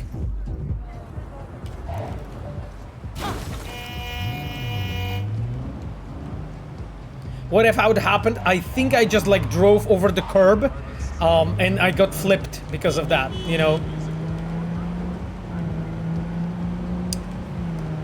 Iceronix Road, I remember this mission because I tried to run out from NCPD directly to Aldecados. It didn't work, I was sad. But still, fuck. That's not... Guys, seriously, human life is on the line. Get the hell out of here. I need to save this person. Things that he did for that kidney, exactly, you know? Crash code. Okay, let's go.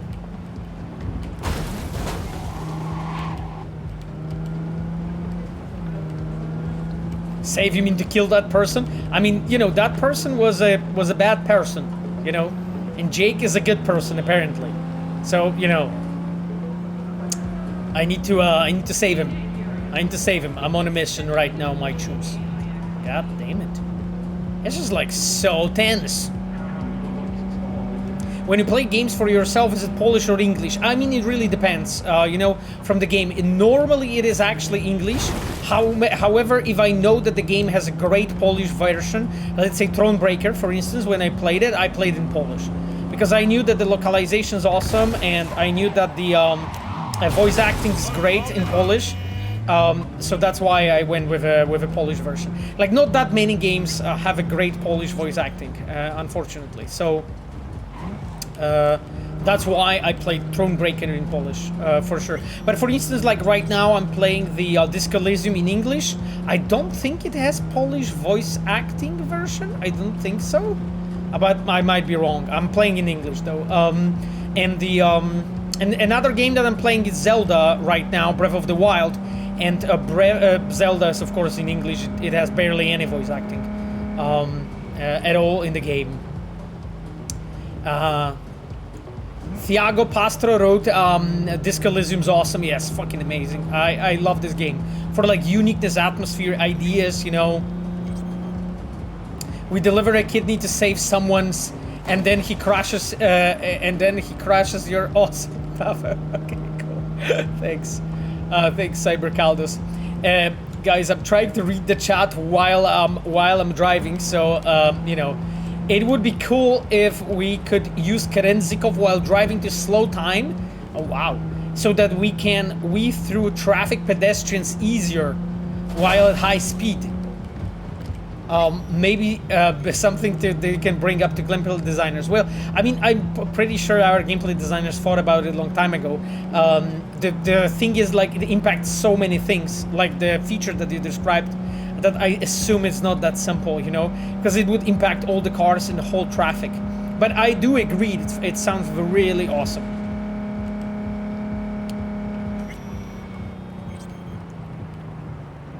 Okay, let's go.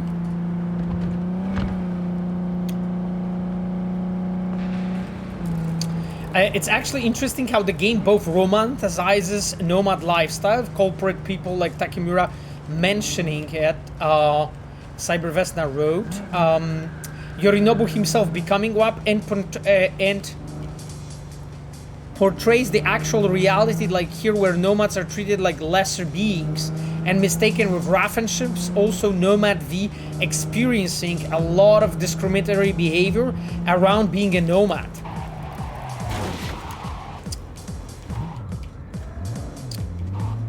It's quite a great example of how society nowadays sees smaller groups that stand out. Everyone ends in the same basket. Great diagnosis and description, Cybervesna. Not much to add, really, like, because you have pretty much like dissected it and described it pretty well.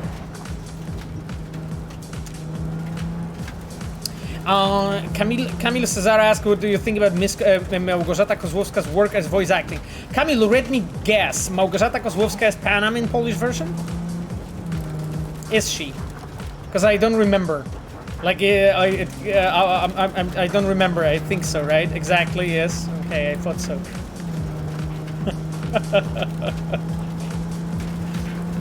Well, I mean, I didn't have this much experience with Polish version voice acting wise, so I cannot really give an educated opinion.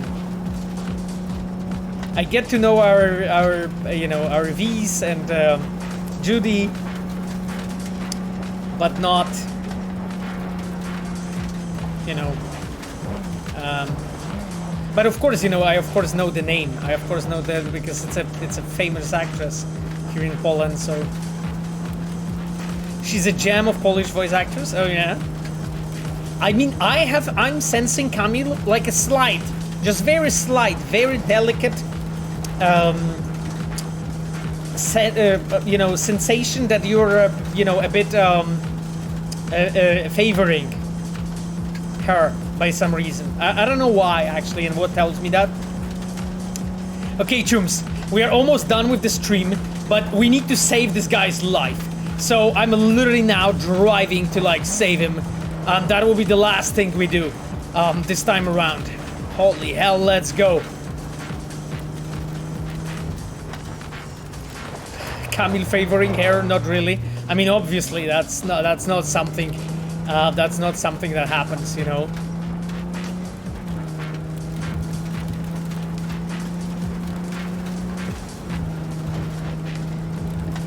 Holy shit, that path to this camp is so shit.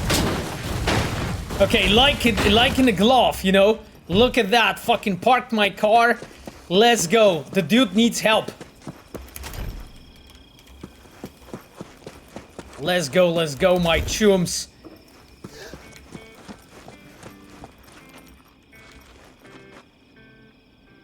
Got Jake's implant. Just on time, V. Just on time. I'll come by in a few hours. Things should settle down by then. Okay, cool. Yes. Fucking managed to do that. Okay, chums. We are fine. I think what I'm going to do, I'm going to run outside of the camp really quickly so that and then basically wait 8 hours and skip time. Let's just wait 24.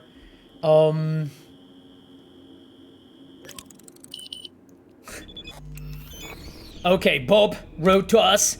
Come back to camp, it's about Jake. Okay, track job. Okay, let's go. Let's go, my chums. Fucking hell. This is serious. This is serious.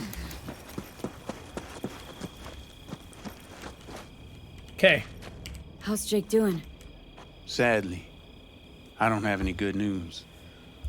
The implant didn't take. Shit. Any reason why? No. Maybe it was just an accident. Maybe it wasn't. Too late to tell. God damn it. You did everything you could, V. We'll never forget that. Jesus, this game is like... It's so depressing. This game is so depressing. Holy shit, and only shoes are left. And his wife are here. Just with shoes. That's everything, really? God damn it. Well, you know, I mean, could be better. This game, man, yeah, as Chivok said, is could be better. You know, let's listen to cicadas and just have depression, you know, together. We gotta end on this note. I mean, what I can say,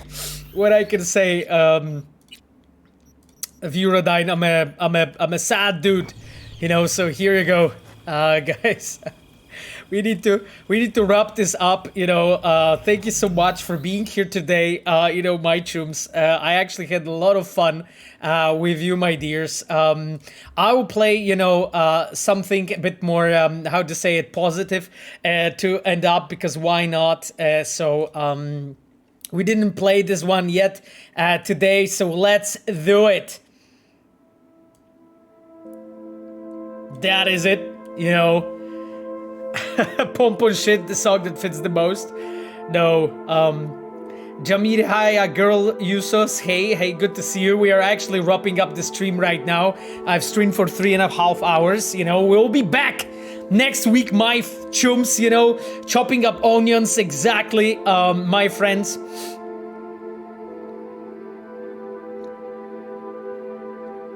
We are going to play another quest and continue going. Jesus, my hair is horrible. And continue moving forward, my chums, next week. Now, I wanted to thank our amazing moderators and our amazing Reds for being here with us. And I will start for my dear girlfriend Sapphire. Thank you so much for modding. I know you didn't have much time, but you were here. You were still with us. It's really appreciated. And then Cogito, who also didn't have much time, but also was here. Thank you so much, Cogito. And then our dear Ayano, you know, our dear UI producer, who's also streaming. And you have her on my recommended streamers. And other Reds, like Chivok, our customer support engineer, like Stealthspell, our quest designer. Thank you so much for being here, for chatting with us. You guys are the best. I will leave you with this banger song, and we are going to see each other in a week from now when we will continue playing the game. Thank you so much, and see you next week. Bye-bye.